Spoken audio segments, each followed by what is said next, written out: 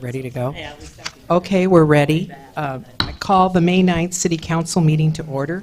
We have 4 City Council members present, and Council Member Sylvia Caseta is available by phone. First of all is minutes of April 11th.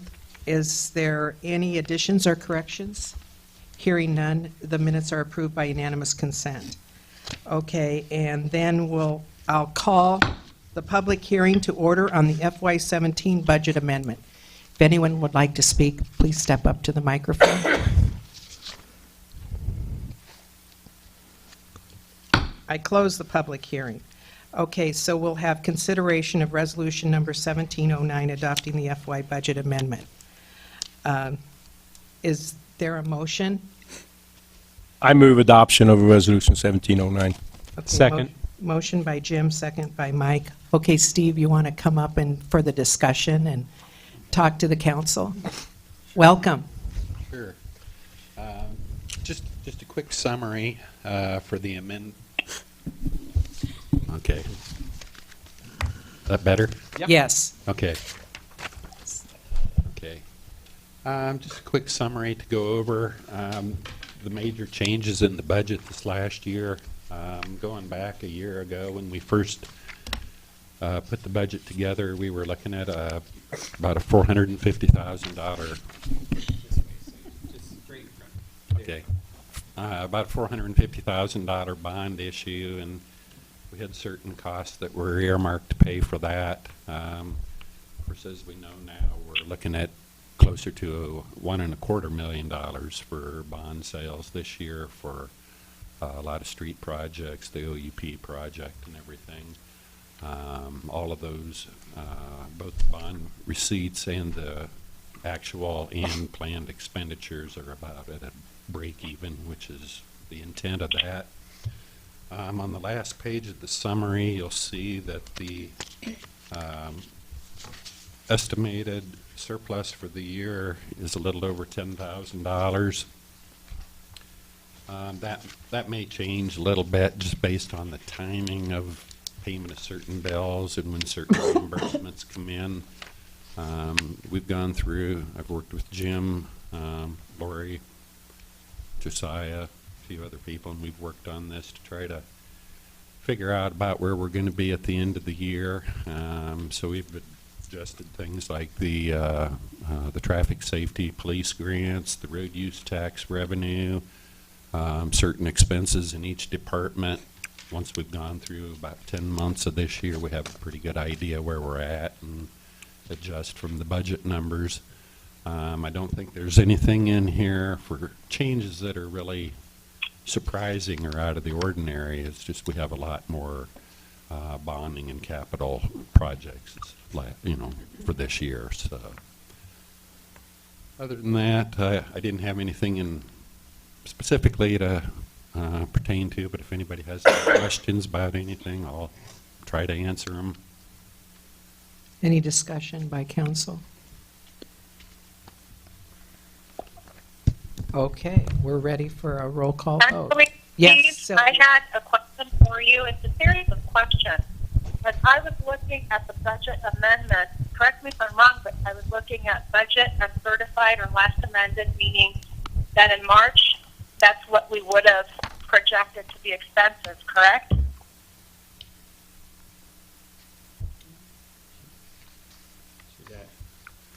Okay. And then No, Sylvia, in March, we passed next year's budget. We're amending the current year's budget that ends June 30th. Okay, so it ends in June. Okay, perfect, because that's what I want clarification on. And I wanted some clarification with respect to a number of increases that, I flagged as being pretty significant increases that are anywhere between 15% all the way up to 51% increases. For example, general government is increasing to 51%. I wanted to know, what was the driver for a 51% increase in the legal budget?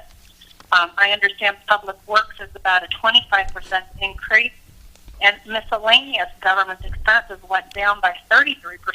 So I was wondering, did we really miss out on the calculation of those values initially, or what? So I'm trying to understand why we have a pretty big range of percentages, 15% all the way to 51% changing in the budget.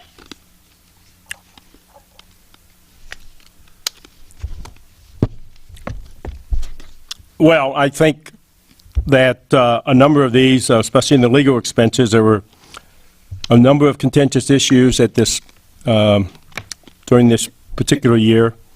In addition, there were, of that, 30,000 will be reimbursed by Mr. Maxwell directly. Another 20,000 of the legal expenses go against the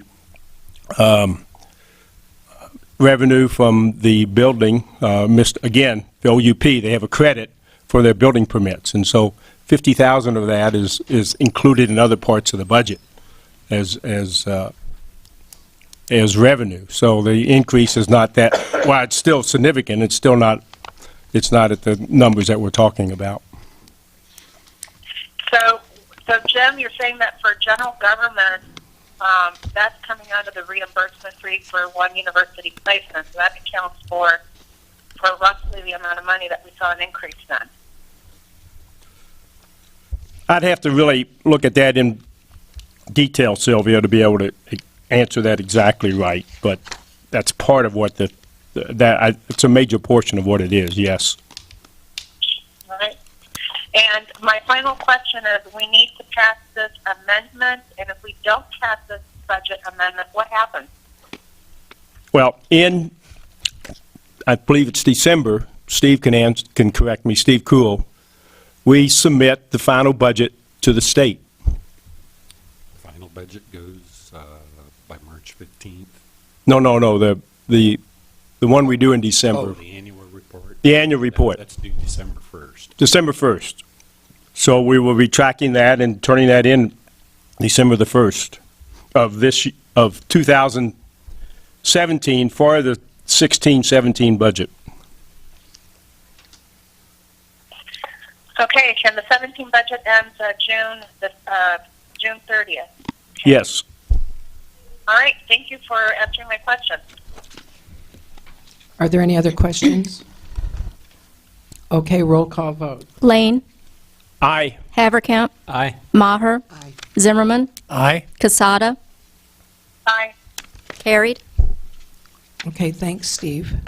Appreciate you All coming. right, thank you. I was just You're gonna welcome let to you stay know if you'd like. Chris has the forms that need to go to the Right. county auditor this month. Yep. So, We're good to go. and we'll be done. Okay, good. Sounds good. Thanks for the reminder, Okay, Steve. thank you. Thank you. Now, I want to go to the next public hearing, and you have, Josiah's going to be on the phone, our city engineer. And so I open the public hearing for regarding proposed plan specification, form of contract, and estimate of costs for the University Heights 2017 streets improvement projects. If anyone would like to speak, please come up to the microphone. Okay, I close the public hearing. And now we have Josiah on the phone, and it's consideration of resolution number 1710, setting the date for a public hearing on proposal to enter into a GO corporate purpose loan agreement and to borrow money thereunder in a principal amount not to exceed $300,000. Okay, is there a motion? I want to put a motion on the floor in a second, and then discussion. Move to adopt the budget, or the street bond Resolution 1710. 1710, okay. Motion by Mike, is there a second? Second. Second by Jerry Zimmerman. Discussion. 1710 relates to the borrowing, right? Not the street project. Not the street No. project, yeah. It's the, yeah, It's the borrowing, which, the loan agreement to borrow. and that includes Josiah's estimate of about, of about 260 with some alternates also added in, and then includes also the cost of legal and the bonding assistance of Spear Financial. So all of that's included for the 300. That will be done through local banks. We're going to be not going to be quite as extensive as we did with the 950,000 one that we did earlier. So, and Maggie Berger will again do that for us. And Josiah says in his report that there's a contractor bid date set for Friday, May 19th, and then the bids will be reviewed and compiled for council consideration at a special council meeting that I've scheduled for Tuesday, May 23rd. Is that right, Josiah? Yeah, Yeah. I've got things set up for you guys to look at those bids on the 23rd. Okay. And I think you were going to set that date. So if there's any problem with that, it can go. You can move it back, I guess, if you want. I can always change that date to any bidder so that they're aware of it. But that's what will work, and that's the way it's set up at the moment. I heard back from all 5 council, and Jim Lane's going to be by phone, but everybody else will be here. So that'll work, Josiah. So, are there any questions for Josiah? Okay. I have a question regarding Resolution 1710 with respect to the general obligation, and perhaps Jim can answer this one or Josiah. Does this also include olive court repaving, or is that a separate capital improvement plan? That's a separate capital improvement plan and probably will be done in next year's budget or next fiscal year. Okay, thanks. Any other questions? Okay, roll call vote. Haverkamp. Aye. Maher. Aye. Zimmerman. Aye. Casada. Aye. Lane. Aye. Carried. Okay, thank you. Then the next agenda item is consideration of Resolution 1711, authorizing the mayor to sign a letter of engagement with John Danos and Dorsey and Whitney LLP for consulting on financial matters related to payment for 2017 street improvements with consulting fees estimated at $5,000. And I move adoption. Second. okay, motion by Jim, second by Jerry. Discussion? Yes, I'd like to ask a question. I thought Spear Financial would be involved in assisting the city with this bonding issue. What happened? That we're now picking up an attorney shop to do this. We've already approved Spear Financial at last month's meeting to assist us with the bidding on this. Danos will be doing Mr. Danos' Dorsey Whitney will be doing the drawing up of the bonding papers and the legal types of things like that, Sylvia. So Spear Financial has been engaged then? Yes. Okay. And they couldn't help us with all the paperwork? No. There's a separation of duties in that particular case that needs to occur. Sure. Okay, just needed to ask those questions. Thanks. Thank you. Any other questions? Okay, roll call vote. Maher. Aye. Zimmerman. Aye. Casada. Aye. Lane. Aye. Haverkamp. Aye. Carried. Okay, now we have consideration of resolution number 1714, approving and confirming plan specifications, form of contract, and estimate of cost for the University Heights 2017 street improvements project. And Josiah, we might as well get a motion on the table. I move adoption of Resolution 1714. I'll second. Motion by Mike, second by Dottie. Okay, discussion. Well, I think Josiah he's sent us the scope of this project, and we've seen that. George Just Street. for the benefit of the public, can we get a summary of that scope? Yeah, so can everybody hear me, I guess, first of all? Yes. Yes. Yes. Okay. So the 2017 street project includes the following items. We've got the Sunset Street transit improvements, which includes the pad for the bus shelter, the bus landings, and the ADA ramps. The second project it includes is the George Street overlay, removing and replacing the asphalt overlay on George Street. And that goes from where it tees into Cozier Avenue. It goes south all the way to the city limit line, just near the Grandview Court property.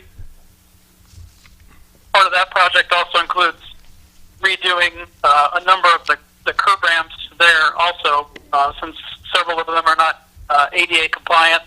And since we're doing a project that touches those, we need to replace those as well, so that's included. Another portion of the project is Melrose Avenue concrete panel replacement. This is down on the east end of town near the Triangle Garden. Over the last several years, we've done a couple pieces of this, sort of progressing from the bridge towards the intersection, and this will get that last piece to the intersection.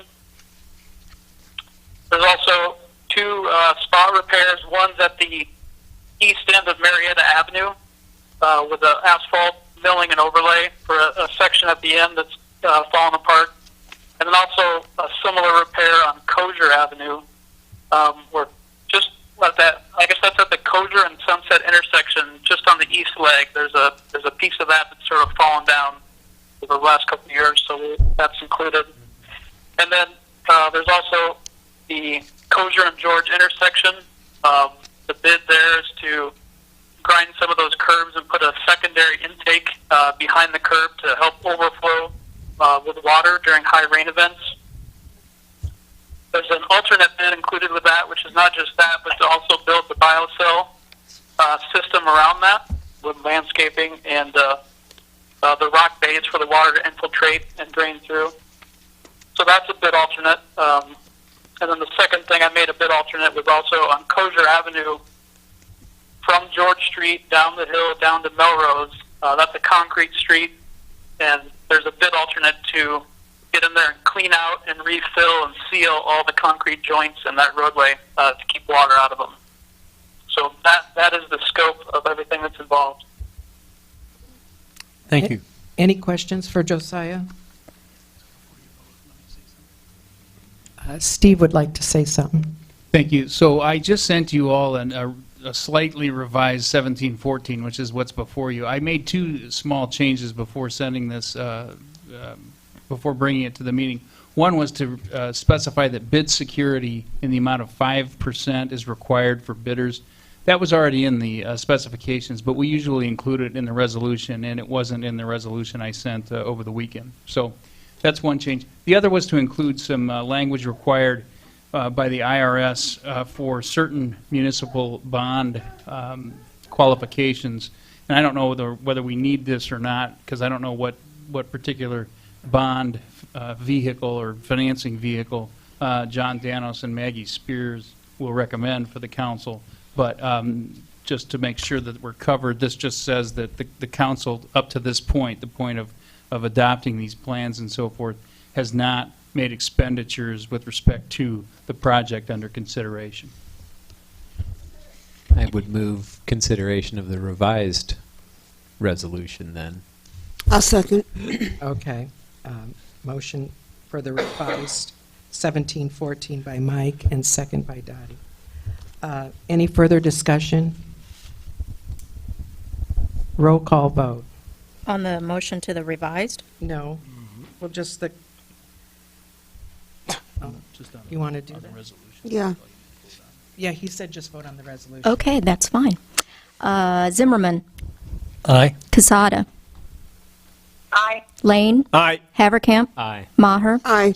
carried. Thank you. Doesn't hurt to ask, Chris. That's a good thing. Okay, now we have public input, and I see we have a nice audience here tonight. And welcome, Carla. Maybe you want to start. No?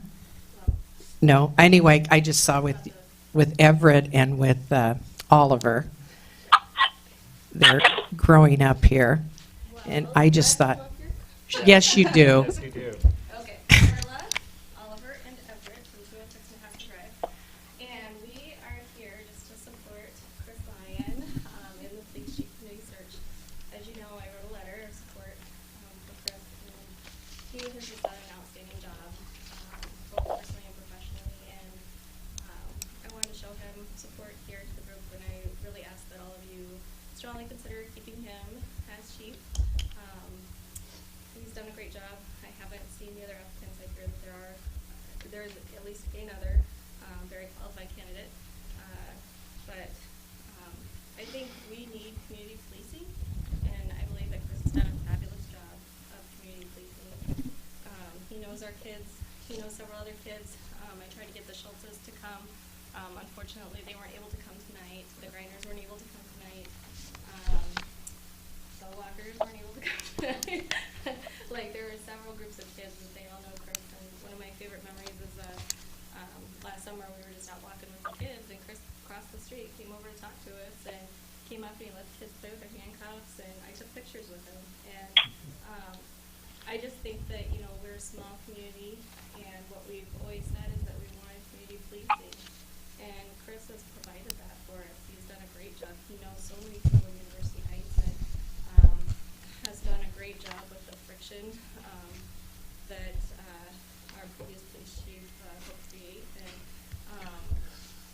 I think his resume just speaks volumes for how young he is. And I know that older does sometimes bring, you know, more experience, but I think youth also brings a lot too. And we do have a lot of youth coming into University Heights, and Chris can relate to that youth. And Chris is very up on technology and communication, doing the grasshopper system, and all that stuff that I would just hate to see him go for any reason. And I would really hope that we can support and encourage him to stay as long as possible. You want to say something?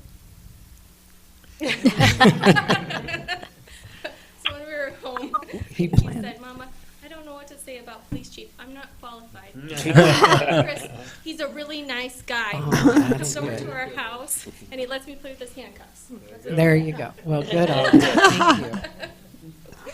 Thank you. Careful. Thank you. Thank you very much. I think that echoes what many, many residents have said. Thank you very much. Thank you for coming. Pat Bauer signed up to speak tonight, and if you'd like to speak. Pull that up, Pat. Pat Bauer, 338 Kozer. Just briefly on two agenda items. The first, Resolution 1712 about renewing the agreement with Glenn Siders. I just wanted to speak in favor of that. I think that Glenn's been performing this function for about a year and a half now, and I just think it's gone a long way in terms of dialing back the adversary and animosity and distrust. So I just think that that's money well spent, multiple-fold. Secondly, in terms of the Resolution 1708, which is the public records request, Steve's initial draft certainly, you know, took care of the city's interest in terms of 100% recovery of cost. But I think that the citizens' interest is better reflected in some of the options that were brought forward. As his report indicates, those options go, instead of full recovery, they offer 50% recovery to no recovery in between a fixed amount. And I would think that that fixed amount, which I think is option 2, with maybe it being $200 or $250, would be sufficient to deter kind of inappropriate request. Should that figure prove to be inappropriately low down the line, it could be changed. But I think as a starting point, I think that's a nice balance between the interest of the city in terms of not incurring excessive cost and also providing our citizens the kind of access and transparency that I think they're used to getting and would like to have going forward. Pat, that's $200 fixed amount. That It's a cap of $250. it's a cap. $250. Well, the draft is $150. He just says, I pulled that number out of the air. You know, move it up to $200 or $250. It's certainly sizable, but That's the cap yeah. for you. I don't know that we can charge non-residents any more than we charge residents, but when we have people from Florida who are putting in requests for presumably a commercial project, that certainly kind of is, but hopefully that would not be the kind of project that would incur legal expense, but rather staff expense, which is being compensated once you get past that $100 threshold at 100%. Thank you very much. Can someone on council please recap very quickly for me what Pat Bauer said, because I had interference on my end. Thanks. Pat said that he thought that the resolution 1712 for continuing to fund Glen Ciders was a good thing. He said resolution 1708 in Steve's alternate scenarios thought that I believe it's the middle one with the fixed $200 amount was option 2. Yeah, okay. Option 2. Okay. Thank you. Thank you, Mike. Sure. Okay, would anyone else like to speak? Stephanie?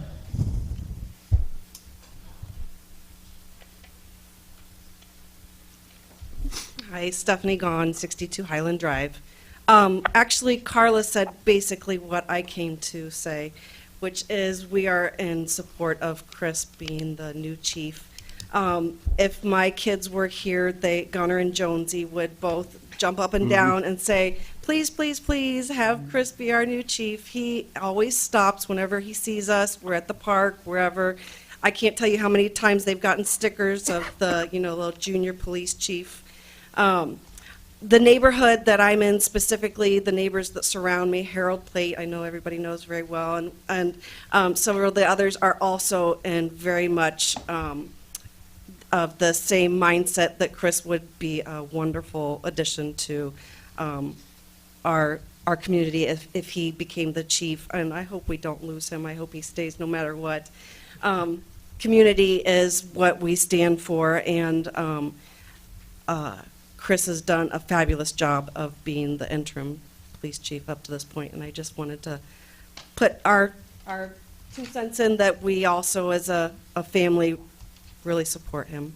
So that's all I had. Thank you. Thank you. Thanks. Would anyone else like to speak to the council tonight? Okay, John. How are you doing, John? Hi, I'm doing all right. Good. Good. I'd also like to put in a plug for Chris Lyon. He's a known quantity. If it ain't broke, don't fix it. I think Chris is doing a fine job, and I like him. Thank you. Thank you, John. Carolyn? Oh, you don't have to. Nobody signed up except for Pat Bauer. Can you talk in the microphone, though, please? You have to, otherwise no one knows. Nobody hears you.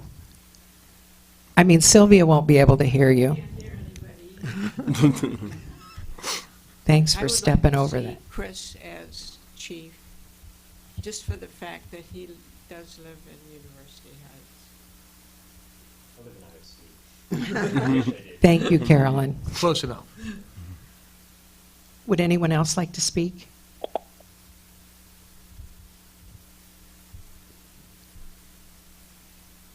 Okay, thank you.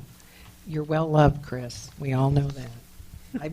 I've gotten many emails, many phone calls this week especially, but I've gotten other, past weeks too.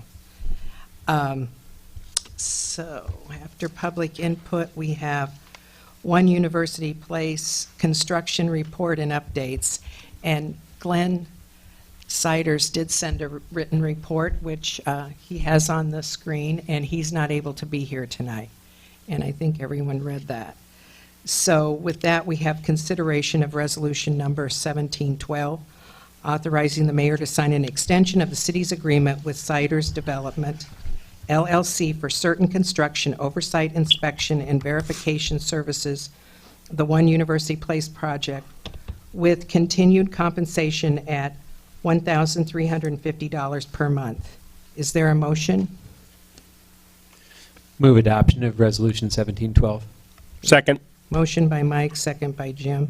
And you need to specify that the resolution in its form as presented to the council leaves blank The money? No, the date. The term. Yeah. Oh, the term. date. The date. Because it's May 9th. It Glenn and I have expired talked. It'll be November 30th, 2017. At that time, they expect to really be done with the back building. If that has occurred, and if there is occupancy certified, not partial, but full occupancy, then will terminate his contract. We don't need 30 days notice or anything like that. It'll just be, if, once there's full occupancy, he's willing to terminate. So, but at this point, it'll be through November 30th. He and I have reviewed what we've been paying him and find that I think that's still consistent, and I don't recommend any changes in that particular one. He's putting in a great deal of time. There'll be a lot more this summer, but there was still sufficient time, sufficient work in the winter that went on that is very appropriate. So I think 1350 is appropriate, and I think November 30th, 2017. So the extension would be for 6 months, correct? Pretty close. Yeah, I think it's like 6.5, because I think it ends sometime this month, in the middle of the month. But anyway, yeah, it's basically 6 months, which is about how long the last one was. Any other questions? Roll call vote. Casada, Aye. Lane, Aye. Haverkamp, Aye. Maher, Aye. Zimmerman, Aye. carried. Okay. Thank you very much. Now we'll go to the mayor's report, and I sent around a detailed mayor's report of what happened with the police search committee, and I want to go over it briefly tonight, but as you know, there were 3 residents, Lisa Moore, Gloria Jacobson, and Carol Ann Christensen, and then council members Dottie and Jerry, and then Steve Ballard and myself. So we had 7 members for the first meeting, which we reviewed the 7 applications and decided to interview 4 candidates, 2 internal and 2 external. And then Carol Ann had to drop out due to a health issue. And so for the interview process, she wasn't there, so it was 6 members. And then we had 2 meetings, and we interviewed 2 candidates at each meeting, the 2 internal and the 2 external. And then after the last meeting, discussion followed, and the majority of the search committee decided to recommend Jeff Quiggle for council consideration. And in my report, I wrote up some of what Jeff Quiggle, and I want some of the majority members to also speak about him, but I will say that he will bring his tremendous experience to our police force, and he's a quality candidate that I've never seen before come to our city. And this is my 4th police chief search. And he's a very qualified candidate, and I would urge the city council to interview him before making a decision. And then, of course, I want to say Chris Lyon has done an outstanding job as interim police chief, and he is loved by the community. I've gotten a lot of emails, and he's been honest, dedicated. I've only really worked with him for about 2.5 months, but I find him to be honest and dedicated, and he's done a lot of things since he's been police chief. If you've looked at the website, he's really increased the morale of the police department. He's done, whenever I've asked him for anything, if he doesn't know, he gets it to me, and he gets it right away. He's answered council questions right away. He's done a great job, but I haven't worked with them like Dottie and Jerry. And so I just wanted to say it was a close decision. And I just urge the council to consider Jeff Quiggle also before voting. And so I would like the majority committee speak. I have a comment as a part of the police committee.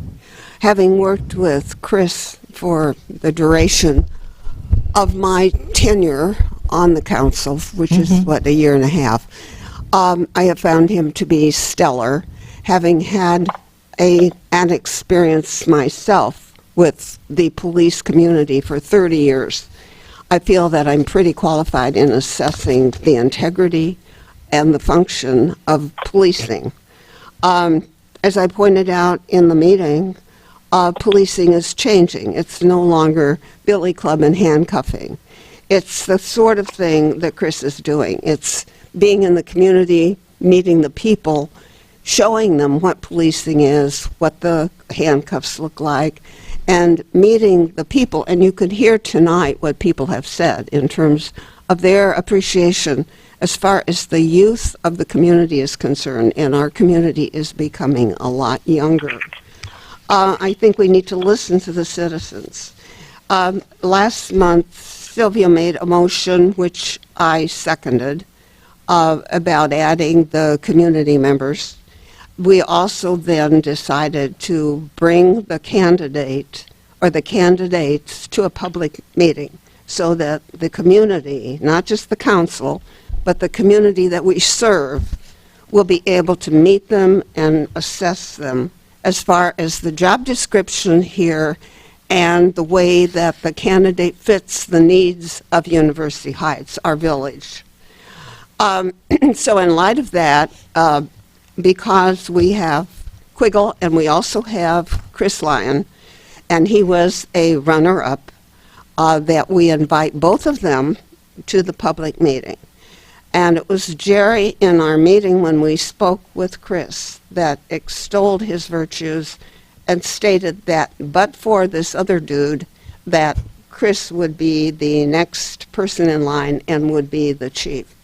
So in light of that, I believe that we need a big open meeting for the entire community at a time that they have enough time to arrange their schedules to be there, and that they meet both candidates. Quiggle has an extensive resume of leadership and of authoritative function.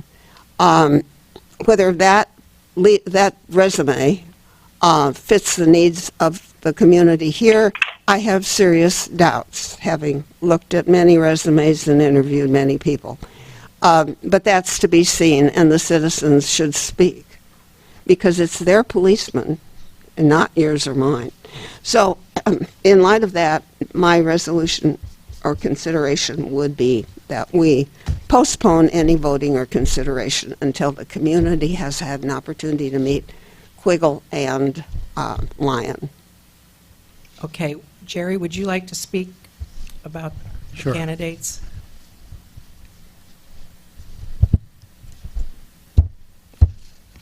I hope, no matter what the outcome of this is, that Chris Lyon stays in this community and serves us as he has been serving us. I didn't, and I've talked to Chris at some length about this, so this comes as no surprise to him. But Jeff Quiggle is an enormously qualified candidate in every way. It appears from his demeanor, his application, his references, and his career. He is somebody who the community could benefit from, and Chris Lyons working with him could benefit from. He has experiences at the age of 55 or 56 as a police officer, as a highway patrolman, and as a fire marshal for the state for the past 2 years, mainly in an investigatory capacity. That's what the fire marshal office does. He has shown himself, according to his references, to be liked, respected, distinguished, a great leader, somebody people like to work with, somebody people learn from. This is an opportunity for the community and for Chris that we should not pass up.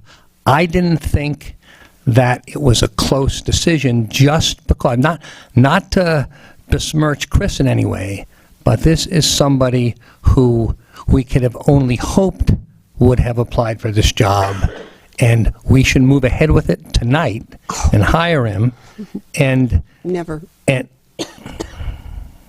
excuse me, and encourage Chris, as we did with the committee, with a committee who encouraged him in very concrete ways to more than consider staying here, but to commit to staying here if Quiggle was the choice.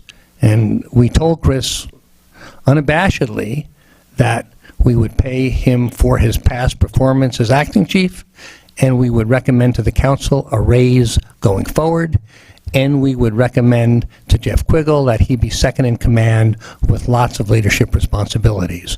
We want Chris in the community, but we also want Jeff Quiggle to be here with us also and with Chris. The committee did not extend any hint of offering to Jeff Quiggle. The committee was not uniform in its decision, and it did not take that step. I also have another comment from another community member that I received, and you may have already received it from Roseanne, but I want to read it into the record because she asked me to. I would just like to mention, even before it's read, that I spoke to Roseanne about this because we all got this email, and Roseanne had not seen Jeff Quiggle's resume before she wrote this email and was sort of taken aback when she heard about his qualifications. And I spoke with her and explained the resumes that we had reviewed. And the, awesome resumes, a stellar person. What the question, and she had the question to me, is this the sort of person that we need and will speak to the needs of University Heights? And that really is the key question. There's no doubt that Quiggle is preeminently qualified for a sheriff's job, a policeman in Cedar Rapids, Polk County, somewhere. The question is whether he's the best choice for us. So in light of that, all I want to add is we've all received the note from Roseanne, I won't read it. But I wanted you all to know that I make a motion then that we have an open meeting, including all the public, all the citizens, and that we have a greet and meet for Quiggle and for Lyon. And I would suggest it a week or so away so that everyone has time to plan. Is there a second to Dottie's motion? I'll second because I too was, I got a phone call as early as 7 in the morning from a resident, and throughout the day I have steady amounts of phone calls and voicemail messages into my cell phone, providing a number of factors that pretty much reflect some of the comments that were made by members of the public today, and number two, a really strong consideration for the selection committee, and that is we hired the last time another police chief with a profile of heavy on experience and heavy on administrative experience, and we have a resounding situation where the feedback from the community is not supportive of this particular individual's contribution to the city. And so I am left with defaulting to my last remarks that I made at the last council meeting that this is a huge investment by our taxpayers, by our residents. There are expectations that are not relevant to big cities or rural communities. It's just for University Heights, and as a result, this decision isn't just about leadership and experience. It's about whether it fits the character and vision of University Heights. And so I need to have more information about the candidates, and the only way I can do that is if I have an opportunity to visit with them. And so that's why I'm supporting tonight that we open the forum for a meet and greet as Coralville and Iowa City have done. I'd like to add to the discussion. I did look at dates for next week that Quiggle could come to, but you wanted to comment before then, Jerry? I don't mind meet and greets. I just don't know what you learn from a meet and greet. We had a process. We had a committee vote. We make a recommendation. We've heard from the members of the committee. We haven't heard from Steve Ballard as a member of the committee. Do you want to say anything? I'm happy to. You have to speak. Yeah. So I was a non-voting member of the selection committee. I think in the 27 years I've been city attorney. I'm going to make you turn your microphone sorry. just a little closer to you, Dave. I think since I've been city attorney, I think this is the fourth transition of police chiefs. And the first two were very different than this one and the last two. They were just sort of handled much more informally. There wasn't a advertisement for resumes and an interview process and a selection committee. The first thing I would say is that comparing the 2014 process to the present process, it's just night and day. Not in the way that the committee or the community or the council went about its business, but in the applicants that were received, just bluntly, and with no disrespect to anyone. I mean that, but the caliber of the top candidates this go around are just head and shoulders better than the candidates, in my opinion, that we had in 2014. And so part of what my experience was on the selection committee, and part of my impression and assessment of what happens from here is that it's good news. I don't think the council can make a wrong decision, and I mean that very sincerely. I think that that both of the top two candidates, as the committee found them, Jeff Quiggle and Chris Lyon, are outstanding individuals. I think they have impressive resumes, different from one another, different experiences, different people, but they're both excuse me, very measured individuals. I think they're both very committed, very sincere. I don't know how to say it. They strike you as the right kind of person you'd want as an officer, and certainly as an administrative head, as a department chief. So, as I said, I think that those things are important to me, and I think they're very different than what I've seen in the past. I don't know. So when I looked at Jeff Quiggle's resume, my first reaction was, what do we want to fire? We don't want a firefighter. We want a police officer, and we asked him that because it says fire marshal, state of Iowa.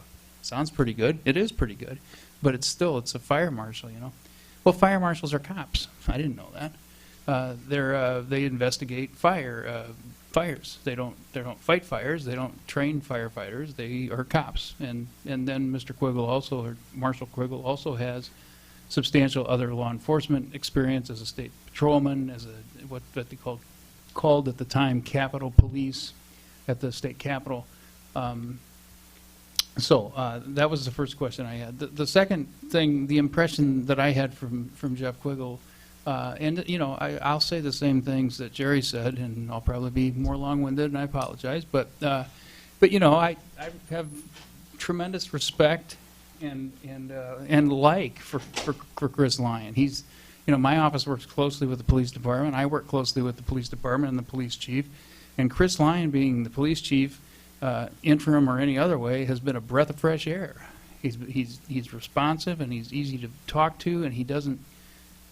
You all have your relationships with people in your professions and lives, and you don't, I don't ever have a concern or a sense when I'm talking to Chris Lyon on the phone of like what's the real story here, and sometimes that hasn't always been the case, and that makes my job as a city attorney more difficult. So Chris, I don't have any of those concerns with Chris ever, haven't ever. He's a straight up guy. He's the kind of guy you want as a police officer and as you want as a chief as well. So when I look at Jeff Quiggle's resume and I met him, he has a presence. He has the kind of presence and the sort of demeanor, the professionalism, the ability to articulate that I don't think a person can have unless they've held the kinds of positions that he's held. I don't think a person can manufacture that. And I don't think a person can replicate it without having the experience. And so he's a very impressive individual. And I think that anyone would agree with that. That doesn't mean he's the right person for the job, and I respect that as well. But he is a very impressive individuals. So I check off the fire marshal and realize he's a cop, and then you look at his resume and you listen to him and you think, the second question, and I think Jerry asked it, somebody did, it's like, why are you applying for this job? I mean, with no disrespect to the job. But it's just like, why? And he answered it, and he said, I've got a daughter here, and I've got another daughter coming here, and I want to get out of being the fire marshal. I want to retire in 12 years, and I want to get back into policing. I want to be a chief. So then my third question was, okay, sounds good, but like, how long is that going to last in University Heights? There's a lot of police chief jobs, and there's a lot of police chief jobs in eastern Iowa, close to the University of Iowa, if your family or your daughters are drawing you here. And there's a lot of bigger opportunities, I guess, for lack of a better way to say it. We're a small city and a small department. And he was asked that, not by me. And he said, I'm going to be here. Actually, what he said was, I think the mandatory retirement age is 64. And I think it was Louise, Mayor Fromm said, no, it's 66. And he said, okay, I'm 54. I'm going to be here for 12 years. I'm going to be here for 12 years. And, again, someone could accept that or not, but that's what he said, is that he wants to be here for 12 years. That was significant to me because I didn't want the community to go down a path, regardless of how impressive or outstanding a person might be on paper and or in person. I didn't want the city to go down a path where we're doing it again in 2 years, or 4 years. It's not fair to the community.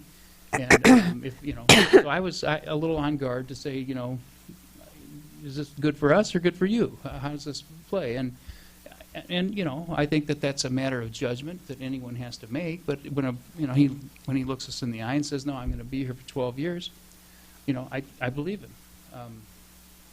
So that's why, from my standpoint, and I've never quoted Shakespeare, I don't think, once in my whole life. But I'm going to now. Yeah, right. So, when Brutus says, it's not that I love Caesar less, but Rome more, that's kind of how I feel, because I have no lost love with Chris Lyon. Chris Lyon is an outstanding human being. He's an outstanding officer, and he's been an outstanding chief. And I think he'll continue to be. In whatever capacity, whatever capacity. Unfortunately, this is the circumstance that you're called to do. I'm a member of the Judicial Nominating Committee, and there's a real interesting function there, because what we do is we nominate 2 people, and then we tell the governor, you make the choice. That's the way our system works. And it takes a lot of pressure off. I've been involved in hiring and other aspects, but you never get to choose 2. You have to choose 1. And that's the circumstance here, and I think it's difficult. I'll end where I started. I don't think there's any wrong decision, and I mean that sincerely. But I think that if after a meet and greet or whatever process the council desires to go through, I think you'll make a decision, and the decision that our selection committee made, the way we handled it, and I think Louise described this, but as a committee, including 3 non-voting members, Lisa Moore, myself, and Gloria Jacobson, we made a recommendation to the 3, I think, voting members, Mayor Fromm, Councilmember Maher, and Councilmember Zimmerman, and then they made their decision to recommend to the council. I think you'll reach the same decision we did as a commission. Steve, I really thought you were going to have a "What Fools These Mortals Be" quote there. So when would be a good date to meet and greet the community with Jeff and Chris? Well, let's...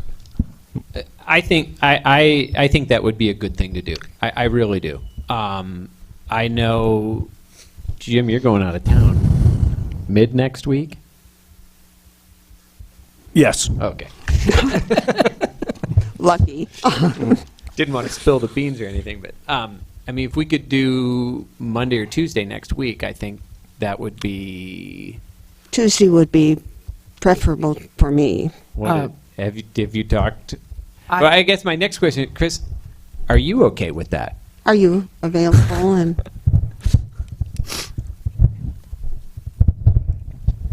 Yeah, that's fine with me. Okay. Just all that Mike set up to say Just that. wanted to make sure. I texted Jeff Quiggle to ask about Monday, Tuesday, Wednesday, and Thursday of next week, and he said Tuesday was the only day he couldn't meet. Could not meet? Could not meet. He can meet Monday, the 15th, Wednesday, the 17th, or Thursday, the 18th. And I suggested 7 p.m. Okay. And so, Jim, how's that are- work for you, Jim? When do you leave? I leave Wednesday, 17th. I would say, however, that I would go doing it on Wednesday or Thursday is still fine. I will make, when I get back, I'll be back right before the next council meeting, and during that time, I will meet Mr. Quiggle, one way or another. If it means me driving to Des Moines or whatever I got to do, this is a very important job. There's a number of very people are on both sides of this, and folks who I value their judgments on both sides. So don't let my time, I will work out a way to make sure that I meet Mr. Quiggle so that I can have some observation myself. Well, one of the things I was thinking is this going to include a question and answer period by the council? Well, I think this, after all, we are appointed by the citizens to serve them. So I think the citizens should be able to ask questions and make recommendations maybe to the council, but I don't think there's any need to hurry up here at all. I think we need the person who the community wants. That's my concern, not you or me or Jerry or Steve or any of us. But, you know, after all, we are the mouthpiece we are responsible to the citizens. Unless you wanted him, and then it would be who we want. I don't mean to I don't like elephants in rooms, and I'm not good at keeping them here. And everybody supports Chris Lyons and wants to keep him here. And I'm ahead of the line in that, and I've told him that numerous times. But my nightmare as a council person is an emergency in this town. And the question is, do we have the most qualified, the most experienced official who's running the police to take care of that I can be comfortable with? Chris Lyons is great, and he might be great at that. He doesn't have the experiences yet. Quiggle may not have emergency experiences, but his response to that question was right on point. And that goes a long way for me. And if he wasn't going to be a community officer, if he didn't understand community as least as far as we could discern from the interview, he wouldn't have been 5 of the 6 of us on the committee top choice. He was. 5 of the 6 people said he is our number 1 choice. So, with all respect, Dottie, you want to prolong this so there's no vote No, not until at all. later. Not at all. And I But I will not- I respect the input of the community. I Yes. think, Dottie, please, as much as anybody, Well, but nobody who has written an email, and I've only tested 2 of them, but they were 2 past officials of this government who wrote in support of Chris Lyons, had not seen the resume of Jeff Quiggle. And that is problematic. Jerry, the community. Well, let me help out with that problematic comment because, Jerry, I am well aware that a number of people, when they asked, who were the folks that were on the council, because, I got calls as early as 7 this morning from folks who alerted me that they wanted a community police department. They don't want big city, big urban policies coming into University Heights. They don't believe that that's the direction of the ethos of the department. And I said, look, I have not been involved, but I have also not touched base with at least 2 of the 3 residents that were on board, and I need to do so. And I will not be voting on anything tonight. No. I need more information, and more importantly, I need to ask a lot more beyond the impressive resumes and find out what their vision is. Both of these candidates know how big University Heights is, only 1,200, give or take, residents. So what do they envision? What plans do they have? What would they see? What would they not do? And these are some of the questions that I need to get a feel for what this chief is, because it's an extremely important element and part of our due diligence to be informed counselors to make this vote happen. Yeah. So I'm of the opinion that while you may not have received emails from except 2 other residents or so, I received a slew of phone calls and emails from people giving me their opinion, their concerns, and their vision for our police chief search. So, out of respect for that, and out of the fact that I don't have a complete profile of both candidates, I need more information. Yeah, I understand that. Just 2 things, Sylvia. One, the evidence, or your statement not in evidence that the residents, well, the implication is that with Quiggle, they would get a big city police department mentality. There's no indication of that anywhere that I've seen, though you may want to believe that. And also, I did not say I just heard from 2 residents. I got back to 2 residents. I heard from plenty of them. And the only 2 I got back to had not seen the resume. That's what I said. So don't distort what we say, please. Jim, how do you want to have a special meeting and a meet and greet, or how do you feel? I think we need to do the meet and greet, okay? And Okay. how you handle that Well, is up to you folks. I may not make it, I recognize that. I'll do as I've been doing, getting input from others, and then, as I said, I'll make a trip to make sure I meet Mr. Quiggle before I vote on anything. Can I make some, so it sounds to me like, how are we, would Monday work for everybody or no? No? Work for me. Wednesday? Wednesday or Thursday? I'm available either Wednesday or Friday of next week, anytime except Tuesday. But you're not available Thursday? Is that right, Sylvia? You're not available Thursday? And who is council meeting?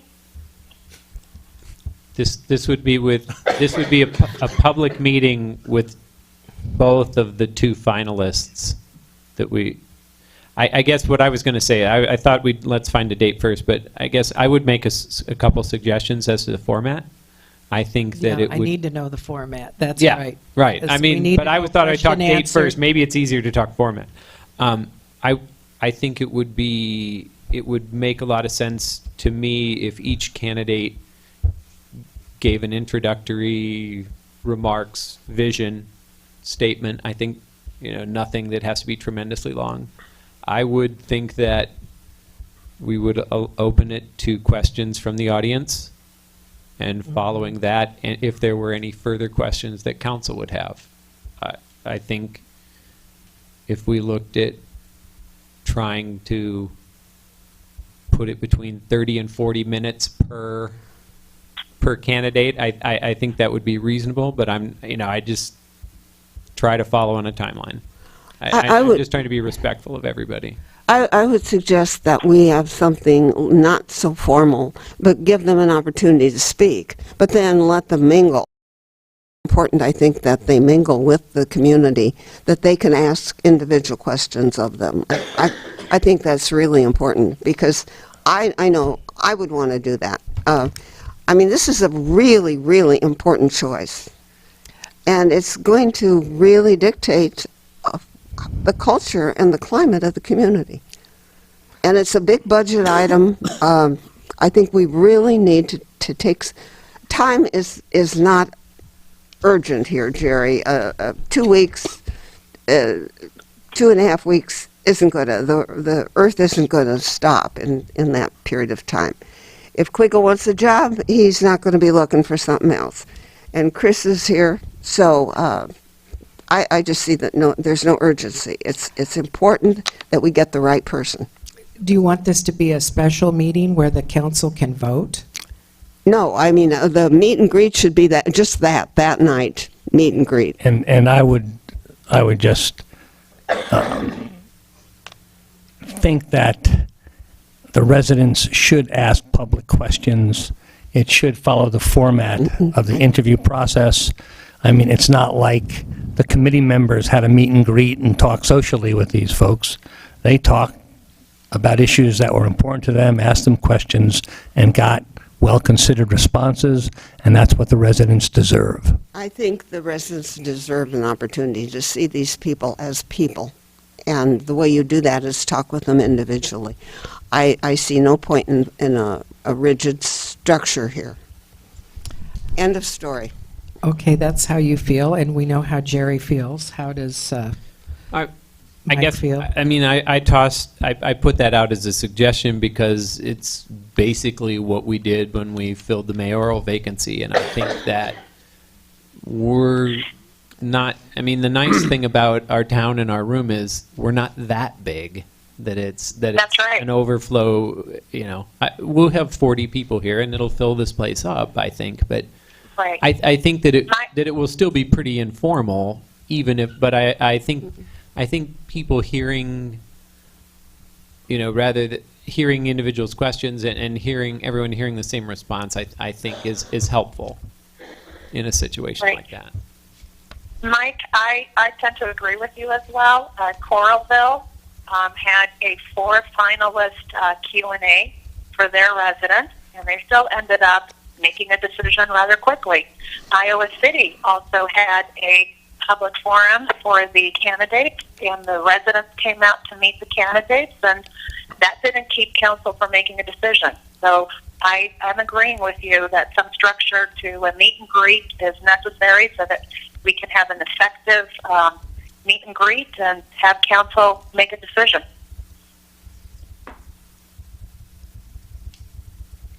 Okay, Jim, you're not going to, Well, I don't know if I'll be here. I mean, and I'm not, if I'm calling in, I'm abstaining, so. But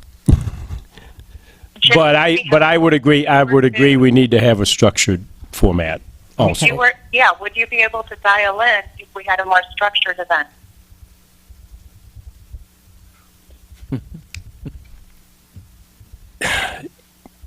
I could probably dial in if we have a more structured event. I still don't know if I'm going to be prepared to vote it at that point. So. I mean, we also have, I mean, if you think if we do something next week, we have a meeting scheduled on the 23rd already. And Jim's calling in on that. right, but I'm saying we have a meeting, another meeting yet in May That's before the June meeting. We do. So it could be, I mean, we would have some opportunities that it. Oh, I see. If you decide not to vote then. Not to vote, then you'd vote. You could vote at the To me, it would special. make more sense to vote at either the 23rd or the June meeting. I The see. 23rd to me would be better just because you're not dragging it out tremendously Okay. long, but it gives people time to process what happens. Well, Right. And I like your further date out, Mike, because it also gives people enough time to find a babysitter, get their errands done, and make room to come to this meet and greet. No, I was talking about council voting on the 23rd, perhaps. I'd still like to see something next week, just because I do think we do need to keep some kind of motion going.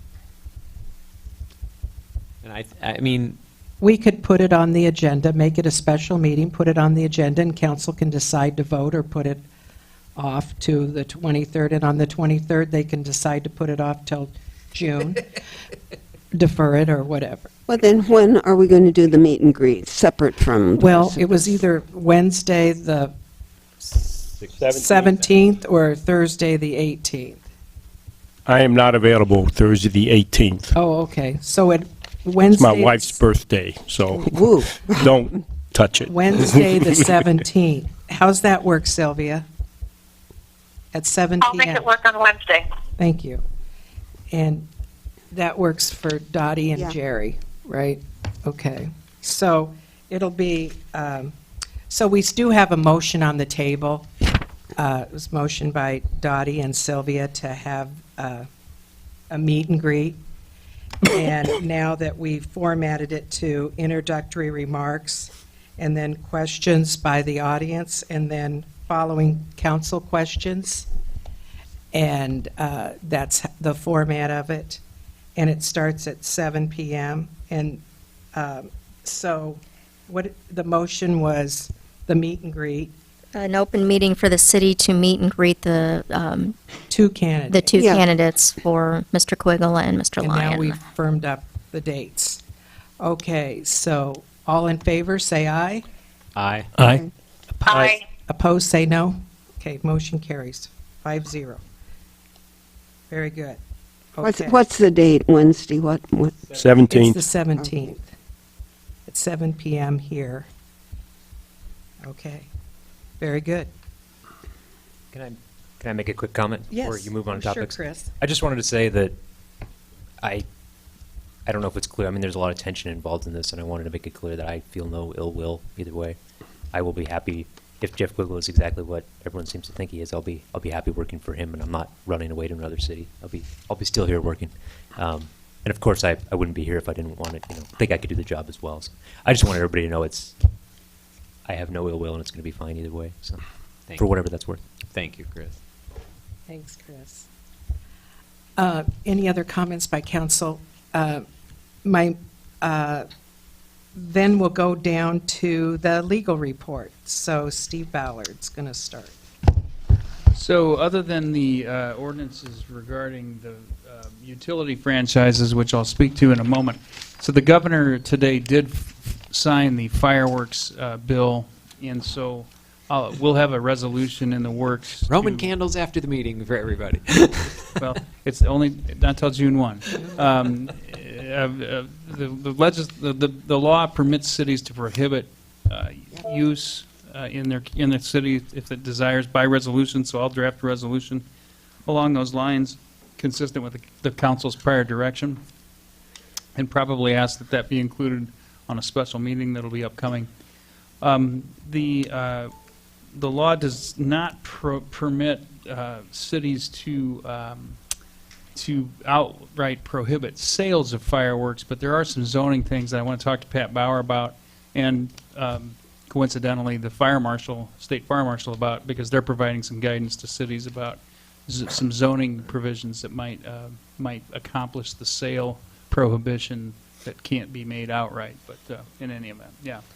So with that, then, at the last meeting, the council talked with representatives of Mid-American Energy, and there are two representatives here tonight.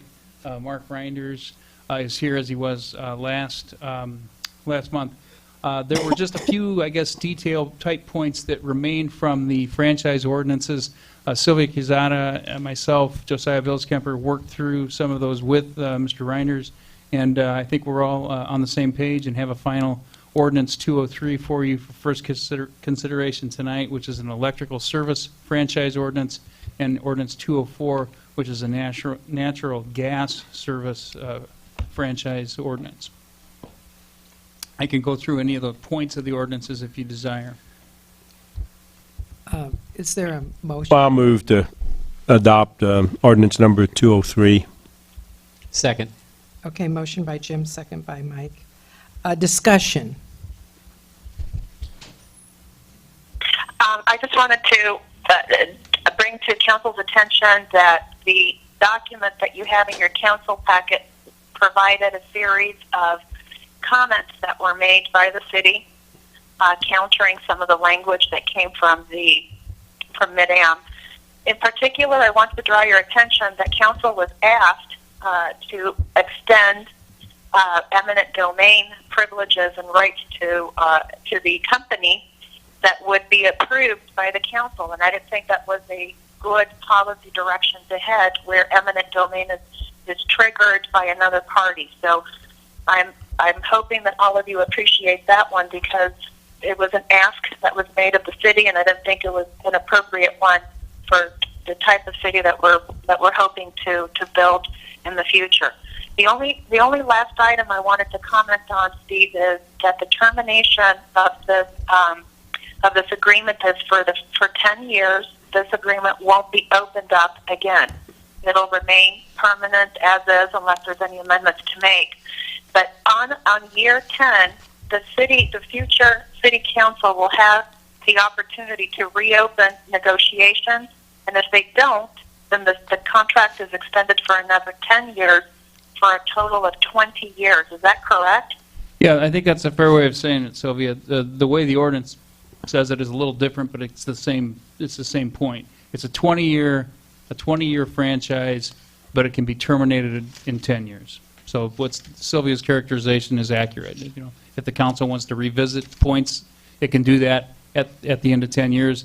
If everything's going along fine, the council does not take action, it'll automatically extend for another 10 years for a maximum total of 20. So in 10, when I wanted to make sure that all of the other 4 councilors were aware of that, and if any of them had any concerns, now's the time to speak up. So that's good, because in 10 years when we're all hydrogen and there's no natural gas or electricity, you know, we're not stuck with 10 more years of this agreement. So I appreciate that. Any other comments or questions for Mark? Ready for a roll call vote? Roll call vote. Lane. Aye. Haverkamp. Aye. Maher. Aye. Zimmerman. Aye. Casada. Aye. Carried. Okay, I'll move adoption of ordinance number 204. Can I ask? I'll before- second. I had a question about 203 quickly. Since it's an ordinance, we have 3 passages. Is there any, without any objection, we should just collapse 2 and 3 next month, I would think. I agree. Yeah. Okay. You could also, since you're going to be having a Collapse it. special meeting. Oh, we have a special meeting. Okay. Can we vote on ordinances at a special meeting? Sure. Okay. It's special. It's special. Okay. It's going to be very special and very long. Okay, there was a motion by Jim and a second by Dottie for first consideration of ordinance number 204. Discussion. This is the natural gas supply.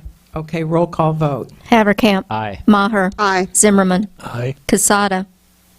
Aye. Lane. Aye. Carried. Okay, very good. Permit me, Mayor, Mark Renders, I wanted to make sure I got to the microphone last time. I forgot to do that. I just wanted to say thanks to Steve and to Sylvia and Josiah for all the work they've done in the last 2 months, I guess, to put an agreement together that I think protects the city and supports Mid-American as well. On top of that, I might not make another appearance, so Donna Ashmore is our community contact for University Heights. So anything you need, Donna will take care of, but I may come back to if you let me know when the next reading is. We'll see how it goes with my schedule. And finally, I just want to say thanks on behalf of Mid-American and Donna and me for the opportunity to serve the community with electricity and natural gas. And glad we're Thank you, here and Mark. we're going to keep doing it. Thank you. Thank Donna, did you want to say anything? Thank you, Mark, very much for working with us on this project. I do. I still have your number on my phone, I think. Thanks, Donna. So, Steve, you have Nothing else. anything else for Steve? Questions? Public record. Public records. Yeah, I didn't know. Yeah, okay, yeah, sorry, that was under me. So this has been on your agenda a couple times. It's, the resolution is 1708. The 1708 just says, see attached, we're going to make some changes to the policy. And I think it's been pretty well vetted.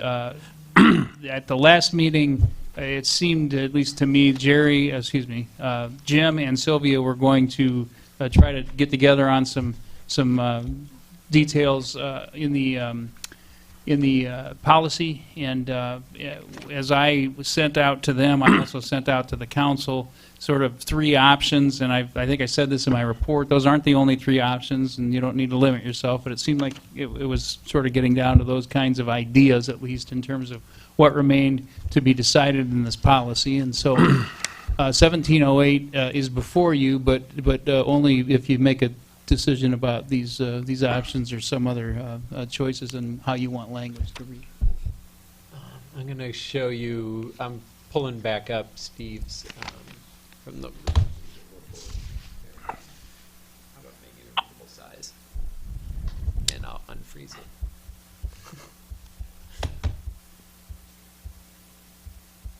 And I'll unfreeze it again.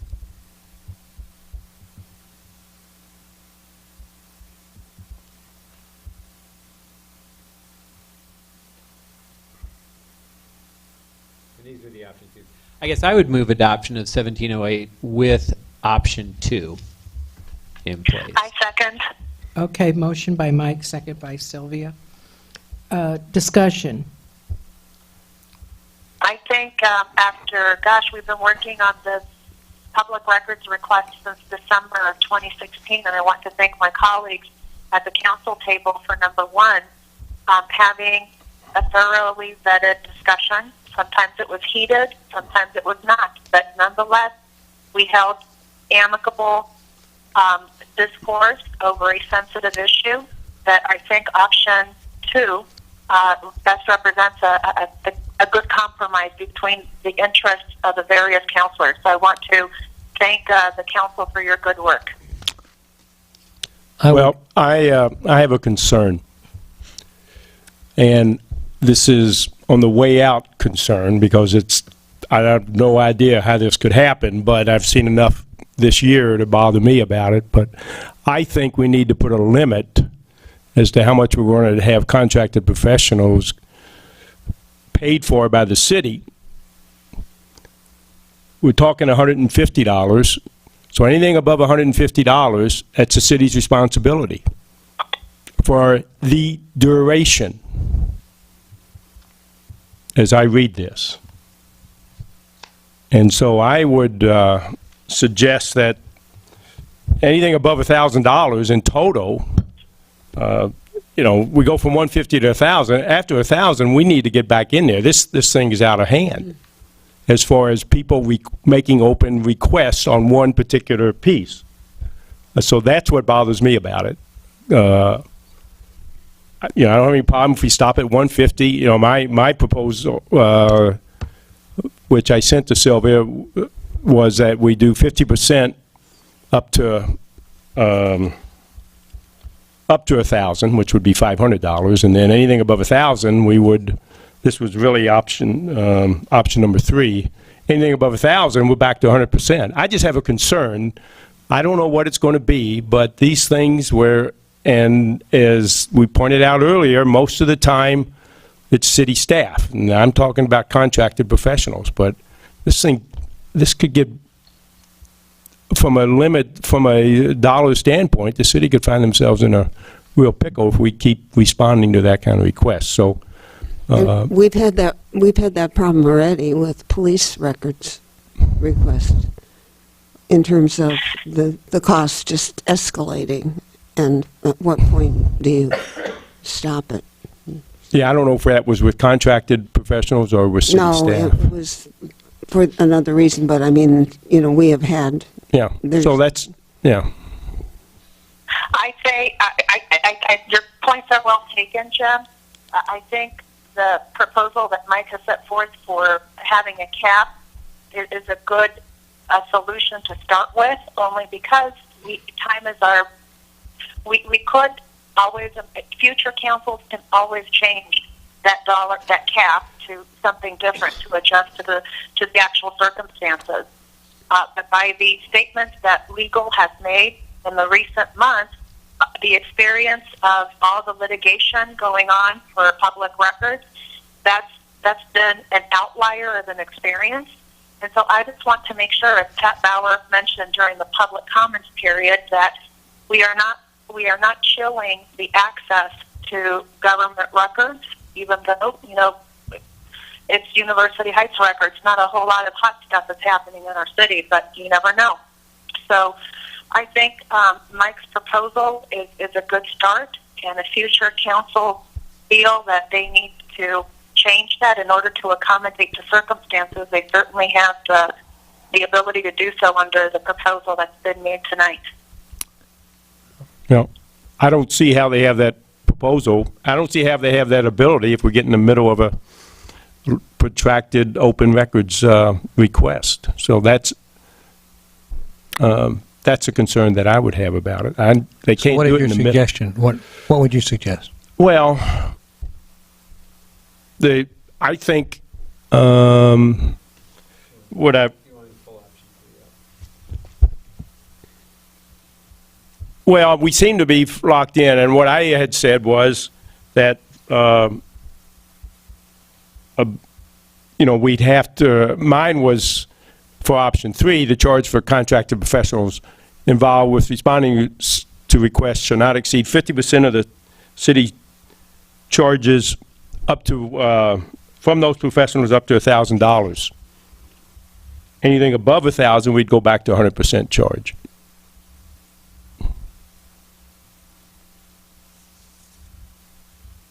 So you're adding those words to this one? Well, if we do option 3, yeah. So I'd have to take a little time to do option 2 and get the right kind of verbiage to it. Pat wanted to comment since Yeah. you commented earlier. It would just be a question for Steve. I assume if you get into a fight, that may not be encompassed within responding to the request. Right. If the fight takes the form of like a complaint with the Iowa Public Information Board or a petition with the district court, yeah, there won't be a way for the city to make a party requesting records pay the cost of defending a complaint to the Iowa Public Information Board or defending a claim or a lawsuit in court. I mean, you can't shift that cost. So you're just talking about the effort involved in gathering records, reproducing records, and where the professional fees got involved, I think, is determining what is a record, or how do we get records that have been asked for, even if they exist. And That do answers you, the question. and do you think that form of contract professional work would skyrocket commonly? I mean, I don't think so. It hasn't in the past, with rare exception. I mean, it hasn't happened that in the past. It could, and that was an issue that was before the Public Information Board, and the board said you can pass along those charges. But no, I don't expect that would happen. I will say, and I think that this has been mentioned, at least inferred. The council may change its policy, but the council will not be able to change its policy midstream. Yeah. So if you're in the midst of the dispute, you're not going to be able to say, oh, you know what, we're going to change this, you're going to have to pay more. So it'll be the next one. But it would be more in the nature of guidance to staff Right. in executing Yeah, absolutely. than professional staff itself assembling records. That's right. Isn't part of the cost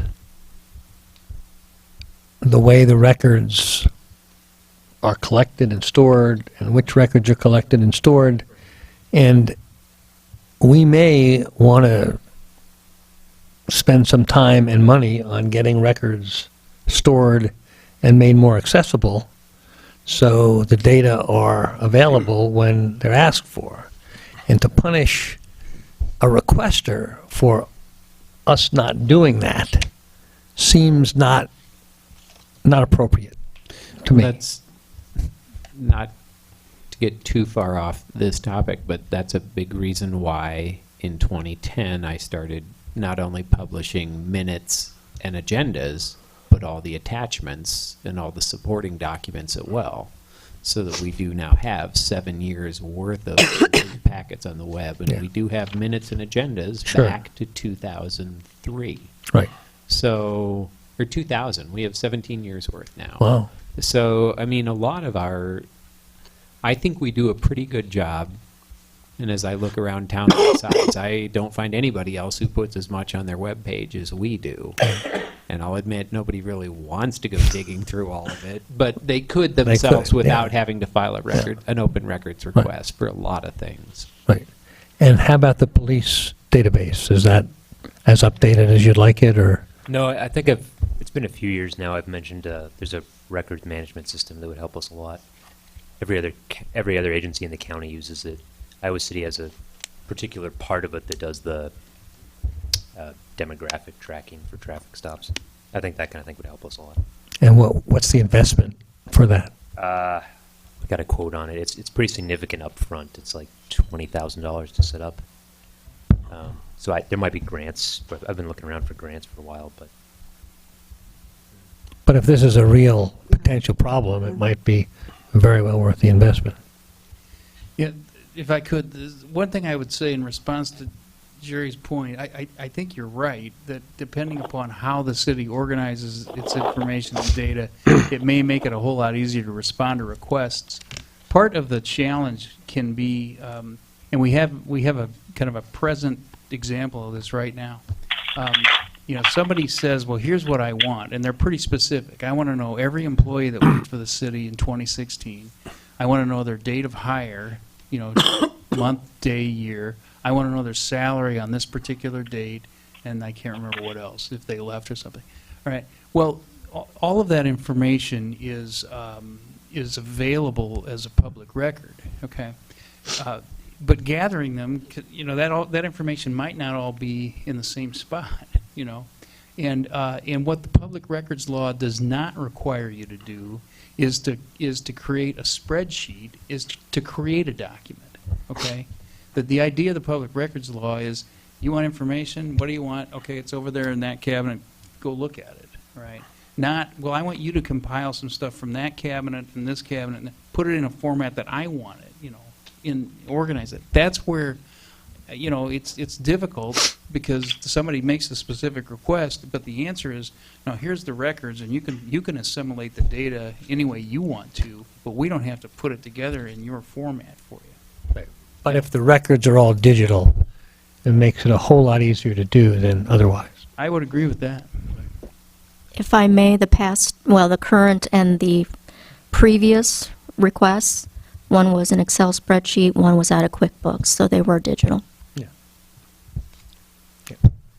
So the motion on the table is for option 2. And let's. Yeah, look I at want to that get it again. done. I think we need to get it done. I will, if we are going to do an amendment to option 2, I will come back with it. I know I won't have it ready for June, so, because of other things. But anyway, let's just go ahead and get this and use option 2. Okay. Do we? We're going to move it to. I mean, was this I missed the last meeting. Was this a number that was well considered, the $100, or do we want to? No, I think the number was well considered. Yeah. So this cap is 150, Yeah. right? Everyone sees that. Okay. Is council ready to, oh, you wanted to make comment, John? Can you come up? Sorry. John McClure, 415 Cozer Avenue. I'm just seeing an old information under police department records. Still has Ken Stanley's email.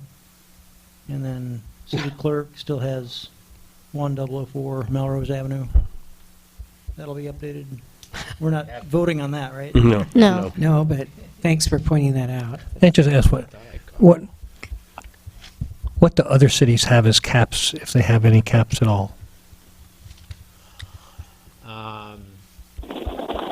You know, Pat. School district, I think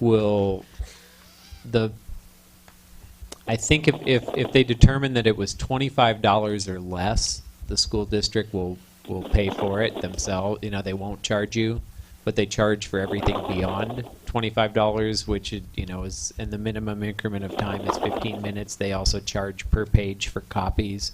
They will always do hard copies rather than electronic if they can. So I think, comparing us to school district, we're pretty generous. Yeah, but we also have a smaller budget than the school district. Which makes us even more generous. Okay. I would motion to close discussion and go on with the vote. You have a question? No. No, you want to go on with the vote? Go. Okay, roll call vote. Maher, Aye. Zimmerman, Abstain. Casada, Aye. Lane, Aye. Haverkamp, Aye. carried. So then what I'll do is I will incorporate that option 2 into the policy and send it to everyone so you know, and it can be attached to the resolution in that format. Okay, thank you. City clerk report, Chris? So I sent out my clerk report and the updated building permit spreadsheet. Stan wanted me to let everyone hear and who will be watching the video that he is handing out tonight notices to those who need to mow their yards. So they will be getting the friendly version of please take care of mowing your yard. I know there have been complaints about that. And I don't think I've ever said this before, but we have 2 liquor licenses for consideration tonight, which is a new one for me in my 9 years as clerk. The first one is a renewal, the yearly renewal as usual for Stella. And the second one is a new liquor license for Maggie's Farmwood Fired Pizza. I would move adoption of both liquor licenses. Second. Okay, motion by Mike and second by Jim, and they're going to decide on 2 at the same time. Is there any discussion? I love approving liquor licenses. All in favor, say aye. Aye. Aye. Aye. Opposed, say no. Abstentions? Would that be? I didn't vote for Maggie's Farm. I would vote for Stella's if that was allowed. Well, Sorry, I they're didn't doing them think about together. putting them together here. Yeah. I'm sorry. You want to just abstain from both then? No, vote for Stella's. No, yes, I'll abstain for both. Okay. Okay, thank you. What else do you have, Chris? Anything? That's it. Any questions for Chris? Okay, we'll go to Finance Committee, and Jim Lane sent around about Terry Gertz, building inspector salary increase. Yes, I think all of you received that, and it was attached. Yes. As I've said, I'm recommending an increase of $45 per hour effective July 1st. He's been the building inspector since 2010, eminently qualified, as I point out, with a number of different skill sets of codes that he has. As I've talked to other engineering firms, Sharp Hattery and MMS in particular, that was rate is $50 to $60. I'll regress back to the fact that we talked about making him a city employee, which is his request. When we got into that process, we found out you'd have to retroactively pay all his IPERs, and he understood that because while we were paying 8.9%, he was going to pay 3.5 himself for the past years. So anyway, 7 years, yeah. So we he have makes done his 35, liability. right? We do his liability insurance, and He so makes 35 now, right? 35 an hour. Yeah. And you're gonna- I had a question about that, his current salary, because our current building inspector is contracted with a number of other surrounding cities, at least 4 of which I know of. And I was wondering, Jim, in your research, what's the prevailing wage that he is being paid by those other cities?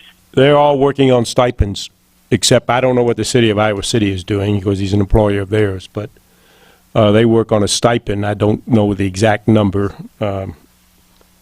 And all of them are have him as a city employee and paying IPERs and those types of things. So somehow when we started, I think we were one of the first ones he did, and he started that way, and then he preferred going with the IPERs route with the others. So, but IPERs would cost us a lot of money. Right. Nope, I saw the write-up that you provided for council packet. I don't oppose a pay increase for the building inspector. My only concern is that I just want to make sure that it's a fair increase for the residents. I took a look at our permits for the last several months, and most of them are for standard, ordinary residential rooms. We've got kitchens remodeled, we've got bathrooms getting remodeled, we've got basements getting remodeled. So while I appreciate that our building inspector comes along with additional designations, those are great, but at the end of the day, our community demands and needs bathroom, kitchen, and basic remodels. So I did appreciate the fact that you factored in that we are already paying as a city for the general liability insurance.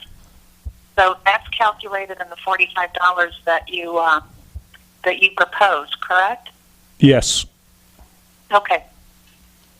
All right, so that's all I had to say is just we're lucky, but at the end of the day, the market around here is for residential improvement. So are you going to make a motion on that? Yes. Okay, the motion by Jim to To request a pay raise of, for the building inspector for $45 per hour effective July 1st, 2017. I second the motion to increase his pay. Okay, and second by Jerry. All in favor, say aye. Aye. All right. Aye. Opposed, say no. Thank you. Motion carries 5-0. Thank you. CD, we have one maturing. You'll see on the treasurer's report, matures next week. I've looked at both credit union and Collins. It's presently at the credit union. One has a better rate for 26 months, and the other has a better rate for 15 months. I'll probably go with the 26 months. And I'm not, and we'll have to see if they change, but we'll reinvest the whole thing, so. And it'll probably be with the credit union, I would think. But anyway, I just wanted you all to be aware of that. And April's our big month, when we get property taxes. We got property taxes last month. Well, yeah. So we got into the positive. So I guess we should move Lori is not here. She's sick this evening, so we should move approval of the warrants. Yes, she sent around an updated version. Everyone saw it. Is there any objection to paying the bills? Hearing none, the bills will be paid by unanimous consent. Any questions for Jim? Okay, we'll go on to community protection. And Interim Chief Chris, you wanted to start, maybe? Yeah. Correct me if I'm wrong, Jim, but we discussed in the FY18 budget the Safariland ViewView body cameras. So I believe that amount had already been approved and was in the budget. We just the council hadn't decided if the terms of the contract specifically were acceptable. So the breakdown, it's over 3 years contract, 36-month contract. First, you've got okay, and just calculating it out, the first year would be $3,368.99, and then the next 2 years would be $2,169. The first year is a little higher because the bottom item can't be divided out, so that would be the first year.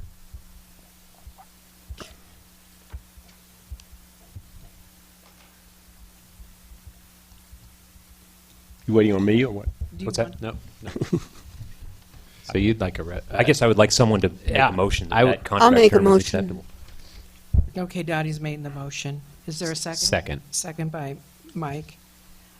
Further discussion?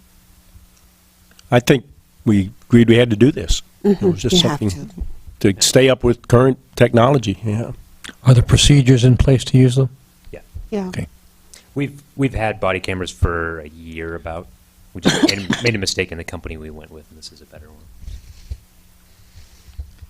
All in favor, say aye. Aye. All right. Opposed, say no. Motion carries 5-0. And then okay, yeah, and before, I don't have anything attachments, but I guess I just wanted to get the ball rolling. A citizen had asked me about this, and I think it's a good idea to have a firearm prohibition in the community center and city-owned property.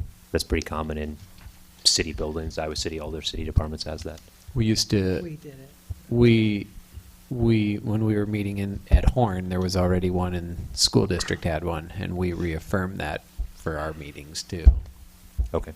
Are we able to under new legislation, Steve? So there's a current resolution in effect in the city that says that firearms are not permitted except for peace officers in city-owned or controlled property. And it's an open question. Nobody knows whether the current or the recent legislation permits cities to do that any longer.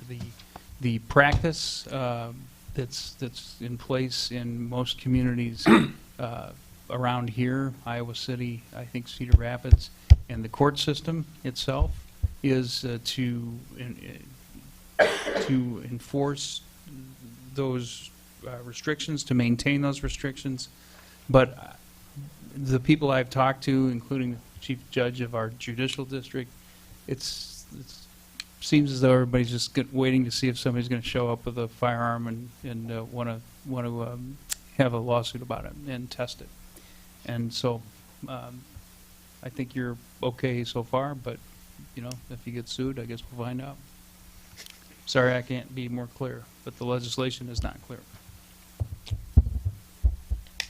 So would I be correct in hearing that nothing actually has to be changed or done? I don't think it If it's- does because it's city? already in place. Okay. Yeah. I'll send you that resolution. Okay. So it would be good putting up signs on doors or something? Okay. And then the next one is, wanted to ask if the police department and/or city could become a member of the Johnson County Coalition Against Domestic Violence. It's a $40 a year membership. And I mean, I can read this, but I think everybody has information. It's just an advocacy group in the county that works with bringing all the different departments, agencies, hospitals together to work towards the common goal of, you know, victim advocacy and domestic violence cases. I move that we join. Second. Okay, motion by Dottie, second by Jim. I think we can go ahead and vote, right? All in favor, say aye. Aye. Aye. Opposed, say no. Motion carries. And then there was one last Now, thing. did you want the city or just the police department? He That's a kind good of, idea. Yeah, I don't- you know, he kind of The police, I think police department. I was going to say the city I think and, the city. with police being part of the city. Yeah. And Yeah. police department. Well, I think the city Like represented City, by the University police. Heights, UHPD, I don't know. Yeah. Yeah. I think so, yeah. Okay, very good. I just wanted to clarify that. Thank you. And then there was one thing that came up as kind of a pressing issue. I hadn't had time to get on the agenda, so I don't know if it can even be decided. But we've been fighting for quite a while with the internet coverage in our computers in the squad cars, and we have finally concluded, talking to many, many people, that using Verizon in this area is the problem. I don't know if anybody's on Verizon, but you generally get more coverage, especially during game days. So if we were to switch to U.S. Cellular, we would have much less problems. Sheriff's Office, Iowa City, and I believe the university use U.S. Cellular. We pay $150 a month for the 3 computers' data with Verizon. It would be $120 with U.S. Cellular's for the same coverage. Well, why don't you, I would suggest you write that up and put that for an, Get on it on the the- agenda. For the special meeting in May 23rd. May 23rd. Like May 23rd. That's Well, can working out Chris, long. can he make that administrative decision and just do Well, it? yeah, I would say that's Yeah. an information item for us, that Sure. he's made the change. Yeah. So I don't feel. I don't have a problem with that. It would be nice to do it as fast as we can. If Yeah. Yeah. Yes, Okay. just, that's within your budget and administrative control. Yep.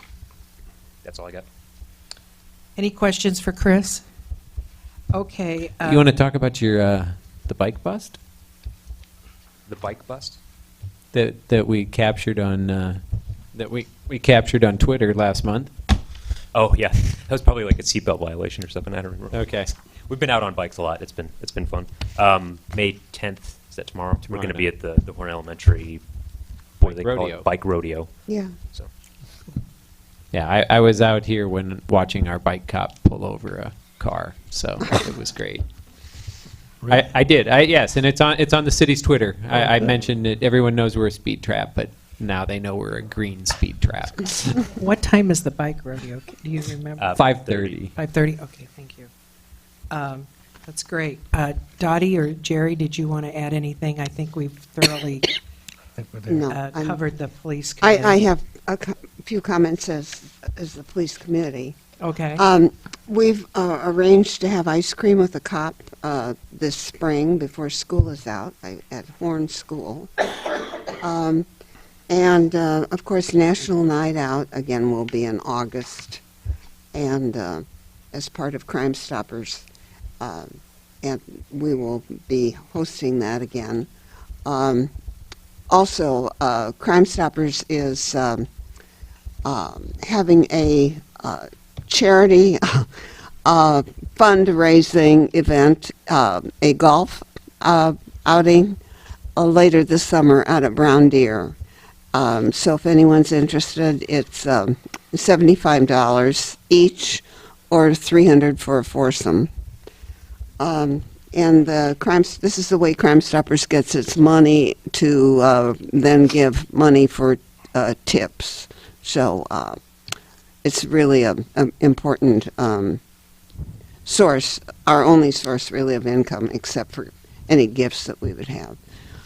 And if there's anyone that wants to donate anything as prizes to the golf tournament, they are very welcome, whatever they may be, financial or otherwise. You can sponsor a hole for $100. What? You can sponsor a hole for $100. Yeah, if anyone's right, interested in that. right. I think that's all from my comment. Do you have anything, Jerry? I don't. Okay, we'll go to streets and sidewalks, and you keep talking. We're going to get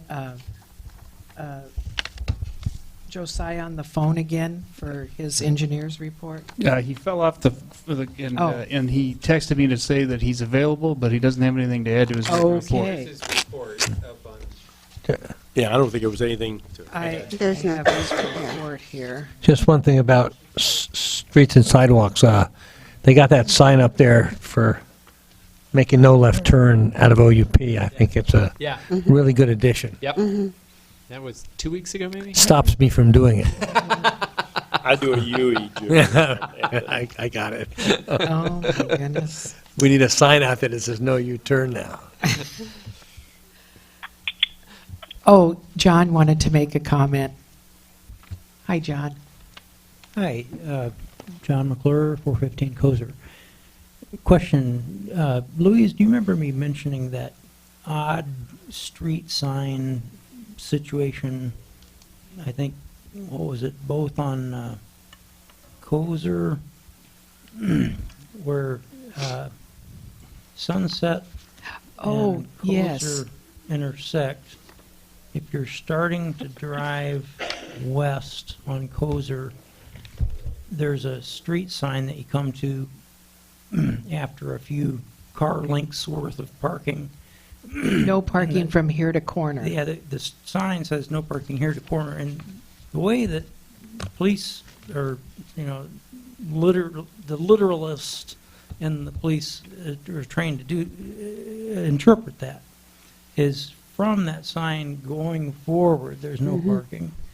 But anybody who has any intuitive sense takes that sign to mean it's from the corner to Yes. here. But there's that same kind of sign, I think, where Oak Crest crosses Sunset, so that when you're going west on Oak Crest, you just left Sunset and you're starting to go west on Oak Crest, you'll see a similar sign. It'll say no parking here to corner. And intuitively, what you kind of expect is that you don't figure that cars are supposed to park from the corner, starting at Sunset up to that point of the sign. But in years past, during a football game, I have seen an officer ticketing cars that were parked from the sign going forward down to Mahaska. And, I asked him about that, and he explained, well, the sign literally means from here to to corner, not from corner to here. So it's something. I know, but you took me, we drove around and we looked at this. Yeah. And that's why I wanted to see if Chris could comment, because to me, you don't want the cars parking from the top of the hill there at Sunset down, because they have to drive in and out. So, do you know what I mean? They need more space there. Yeah. Isn't that, what would you say, Chief? I mean, it's clear to me that the intent of the sign would be that you shouldn't be parking from the sign east to Sunset. But I don't think it's fair as far as enforcement to do that, because that's not the way the sign is. I tend to think the parking signs in our city are like the U.S. tax code. It's kind of been ad hoc built over and over. It kind of needs some cleaning out. But I think we should get all the ambiguity out of those signs and make them work. This issue has come up, this exact issue, and it came up on a game day, and the guy got ticketed, and he said it said here to corner, so I parked right beneath it so I could see that, because I wasn't to here yet, and the corner was way down there, so I knew Yeah. I was okay. And I thought, if you would have asked me, I would have said I thought we changed them in those instances to say corner to here, because are there any that say corner to here? I thought we got some. Well, a corner here, why does that make it better? Which corner? The corner behind you. the sign's Yeah, but facing the wrong way. Yeah. Who's to say that, Yeah, right? Yeah. Right, Yeah. right. I would donate a substantial amount of money personally if we could take all the signs down and make them uniform. But Yeah. it would save me a lot of headache personally. I think at one tried to point, get it. Virginia had a resolution to eliminate some signs, which we didn't, I don't think we ever. Do you remember years pulled all ago, those. I tried to get an MPO grant money to change the signs, and we started going ahead with it with Chris Ackerson, and then we went, oh, these aren't arterials. You can only do it on the arterials. Right. So that went. I thought there South. was a plan, though, that Virginia had. We had a plan that at one point was removing some of the signs that were no longer necessary. Yeah, or And we- replacing, or We're gonna have to, we'd have to double check with Josiah. I can't remember if we ever completely went through that or not. I mean, but Josiah does have a sign replacement, because there's a whole thing about reflectivity and all that. But I think it would probably be worth asking Russ, what do we have down in the garage, and do we have any corner to here signs that we could swap out for a here to corner sign? Is there an inventory of signs Yes. that are ambiguous in Josiah the has. community? I mean, well, You know, Josiah has I made the one sign of those too, inventory. yeah. Yeah. Maybe if we got one of those LED signs at every corner, we could just change it depending. Yeah. Yeah. Yeah. There you go. Thank you. Well, we Thanks, need to John. We'll figure look that into out. that. So with the engineer's report, that was circulated, and Yep. I think we all got that. So we'll just go on to sanitation committee. Sylvia, are you there? I am, but I wanted to make a comment about, I really do enjoy having Josiah present at the council meetings, but I kind of liked being held accountable for reading the engineer's report only because I knew he wasn't going to be there. So I just wanted to bring that up to council's awareness that perhaps it's a good idea to not necessarily have the whole entire city staff show up when a well-written, concise report will do just as much good as having both the person reading out the report again. So I really do appreciate tonight's engineering report format, because it was easy to grasp what was getting reported and saves the city taxpayer dollars. All right. His reports are always like that. His reports I'm sorry? are always that clear and concise and direct. That's right. So maybe going forward, we should reconsider having to have the engineer present at an hourly rate. All right. Well, for sanitation, I wanted to bring up first consideration of urban chickens, number 201. After meeting at the last meeting of council, there were a number of issues that were explored, and I came back with a draft that I think reflected some of the concerns and some possible solutions for the ordinance. First and foremost is that the city, I think there's general consensus for a 2-year trial period so that the city council can go ahead and collect necessary information to see if this is an ordinance that should continue or not at a future time. So a 2-year sunset provision has been built into the language. And then we've also removed the controversy around whether chickens will be kept as pets or whether they will be slaughtered, which raises humanitarian issues and concerns. So with some city referrals, I think some of the residents by and large said they want to keep these chickens as pets for their children or their families or for their own hobby. And the slaughter, removing the slaughter was not a significant concern for the groups that I spoke with. And the last item was 4 hens instead of 6. That, again, was consistent with keeping it into more of a residential, limited type of use versus some commercial setup. So with that in mind, I bring to you all for consideration tonight Ordinance 201, Urban Chickens. And I'll motion to introduce into first consideration Ordinance 201. Is there a second? I'll Is there second. a second? Okay, Sylvia and Jim. Okay, discussion.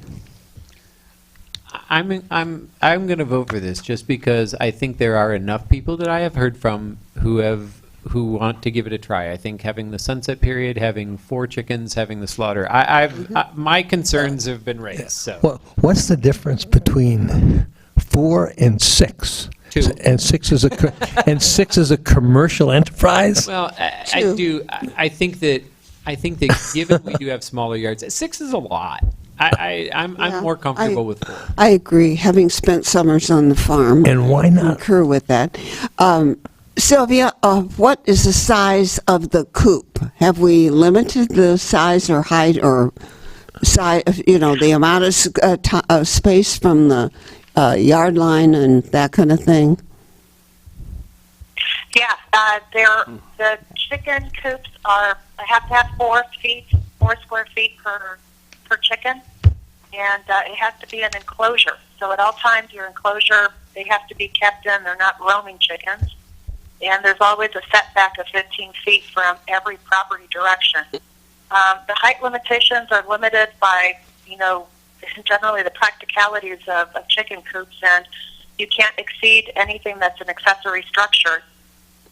So those would be your limitations there. Otherwise, the tracking of the house, the coop tracks different cities that, yeah.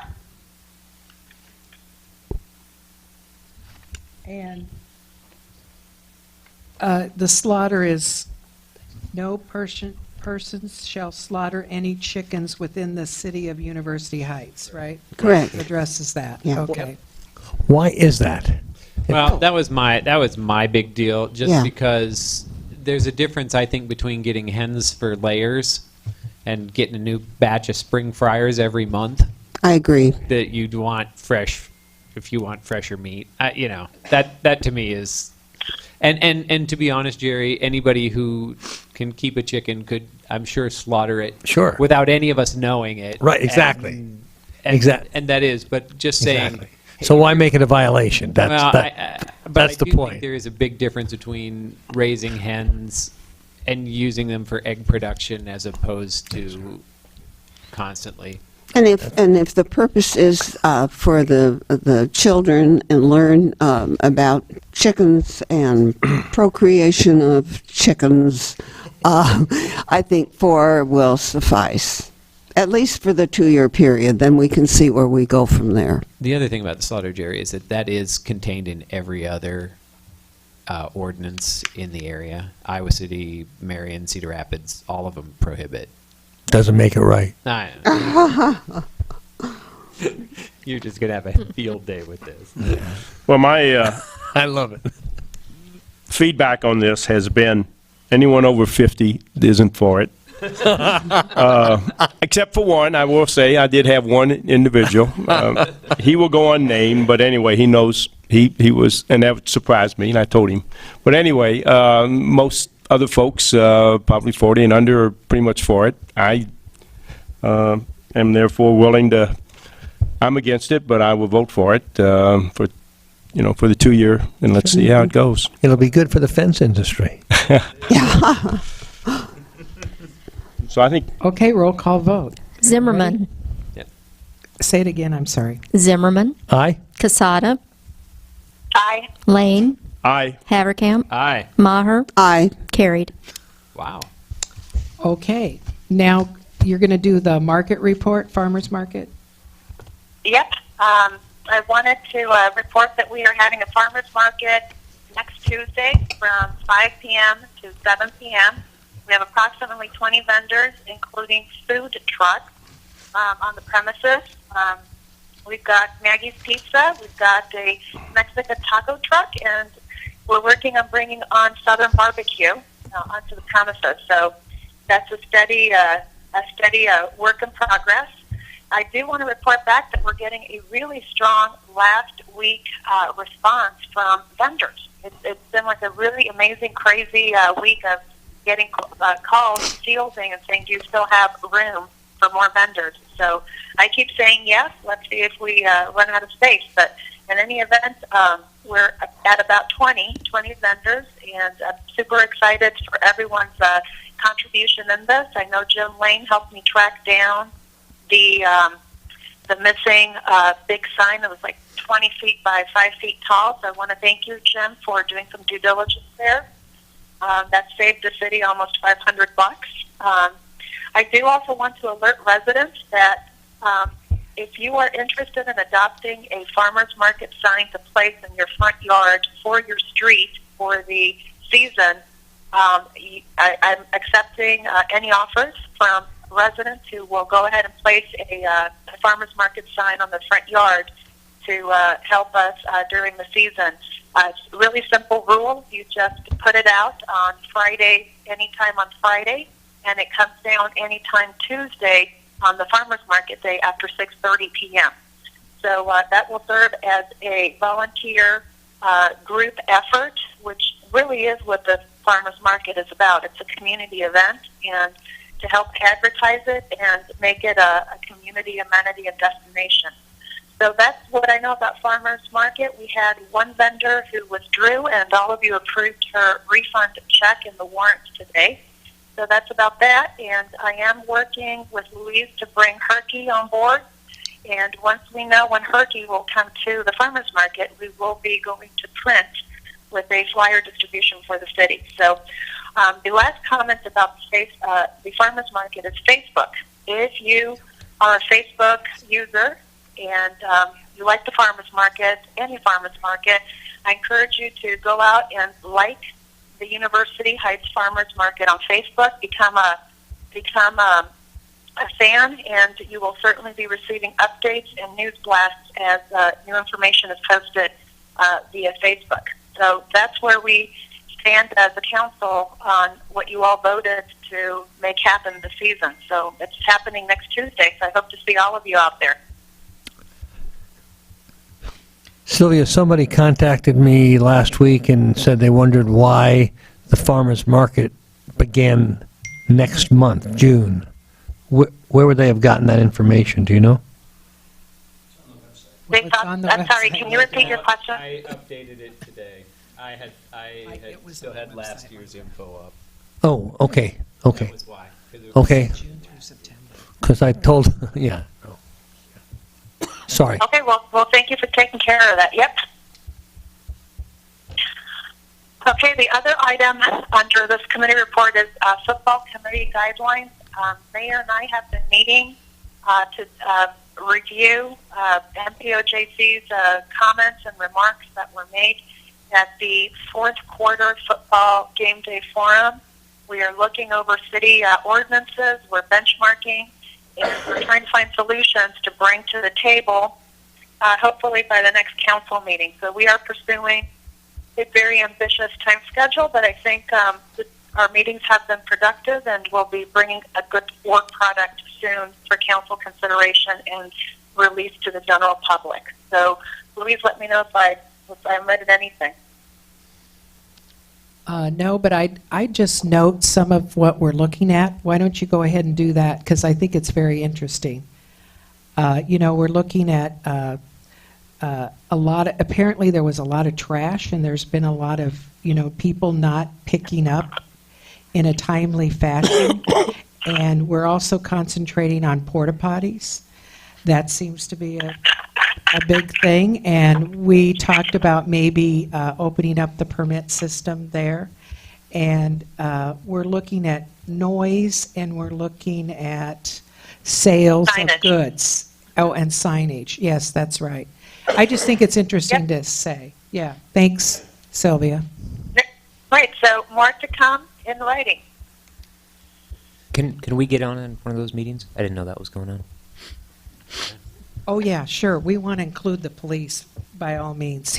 That was Chris. Did you hear him? He wants to be included. Oh, absolutely, Chris. We already had the UHPD as a stakeholder in the review process, but we're not there yet. So Okay. we'll certainly reach out to you. Sounds good. You probably have some real good ideas about... Or bad ones, I don't know. Yeah. Okay. Is there anything else, Sylvia, that you wanted to talk about? Nope, in the interest of time, I'm going to be done. Okay, very good. And so we'll go to Mike with e-government. Sure.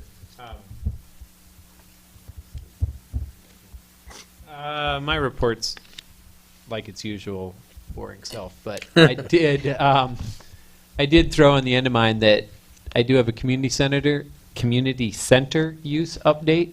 Community center policy's been posted to the city website, and I put together, as I was asked to, some information on how to do it. So during the meeting, I corrected a few mistakes we had on other things, including the farmers market. So city website now says farmers market starts next week.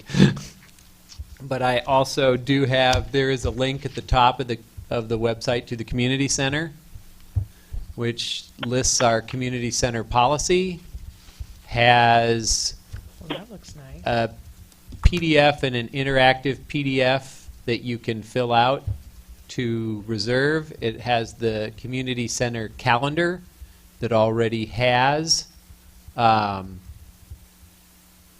municipal events blocked out already. I have a link to the community center parking map that we developed with our policy. Worked through with Chris on this. If I go look at, I want to actually,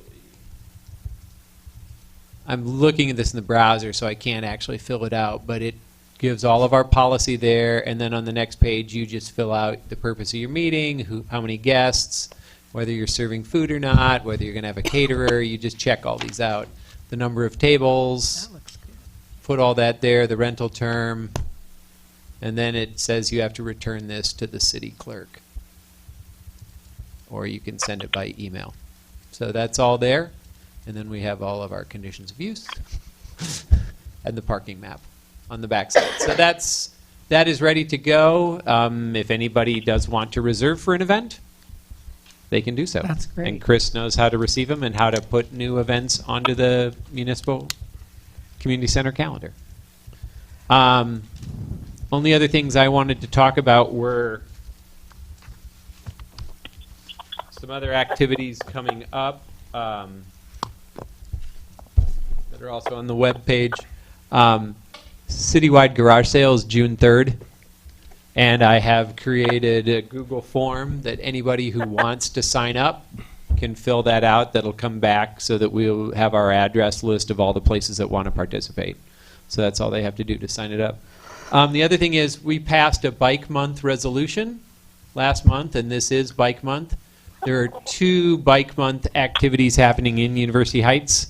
May 23rd in the morning, you can spend all day here because you can come for the bike breakfast at 6:30 and then stay for the special meeting Tuesday night. But you know, anyway, we've had, this will be 8th bike breakfast, Louise, I think, at least. We'll be up here instead of down at the old city office. And Jeff's Bike and Ski is partnering with us on that. And then on May 25th, that's a Thursday evening, I'm going to be hosting the Slow Roll, which is a group mass bike ride. We're going to start at Happy Hollow Park. It's a literary slow roll. We're going to hit several points of interest to the Iowa City area writing community, including the first home of the Writers Workshop, which is here in University Heights. And we're going to finish here at the community center. And Maggie's Farm Pizza will be here. You can order pizzas for $10, and we're going to be screening the Dottie Ray story, a half-hour documentary on Dottie Ray, longtime University Heights resident, and a short movie before that by Alan Gerganis, who was a Writers Workshop grad and instructor, a 10-minute movie called It Had Wings that my brother happened to direct, so they graciously made that available too. So I think what we'll do is kind of auditorium seating for in here and screen both of those movies and let people hang out and have pizza, and it should be a good time. And I'm a very slow bike rider, so the slow roll will be exactly that, a slow roll. And what time does that start again? Can you tell me? We'll leave Happy Hollow at 6 p.m. p.m. Our goal is to get here by 6:37, Okay. somewhere in there, and then I'm trying to work out, Jerry, if I can do something where people put in an order and call it to say, here's how many of this and that, and here's our estimated time to come. So we'll see. Sylvia and I were talking about, especially because the farmer's market is a week away, and she mentioned some vendors, could we put a little more on the front page and promote the vendors? Yeah, absolutely. So, Sylvia, can you get those vendors listed so we can, would you like that? I think we should put it a little bit bigger on the front page since it starts next week. What do you think? Yep. Yeah, I owe Mike an advertising plan for the remainder of the season, so I will put something like that together. But yes, Mike, I'd like to ask for more screen time on the city webpage for vendors and for any corporate sponsors that come on board. So that's what I'd like to do.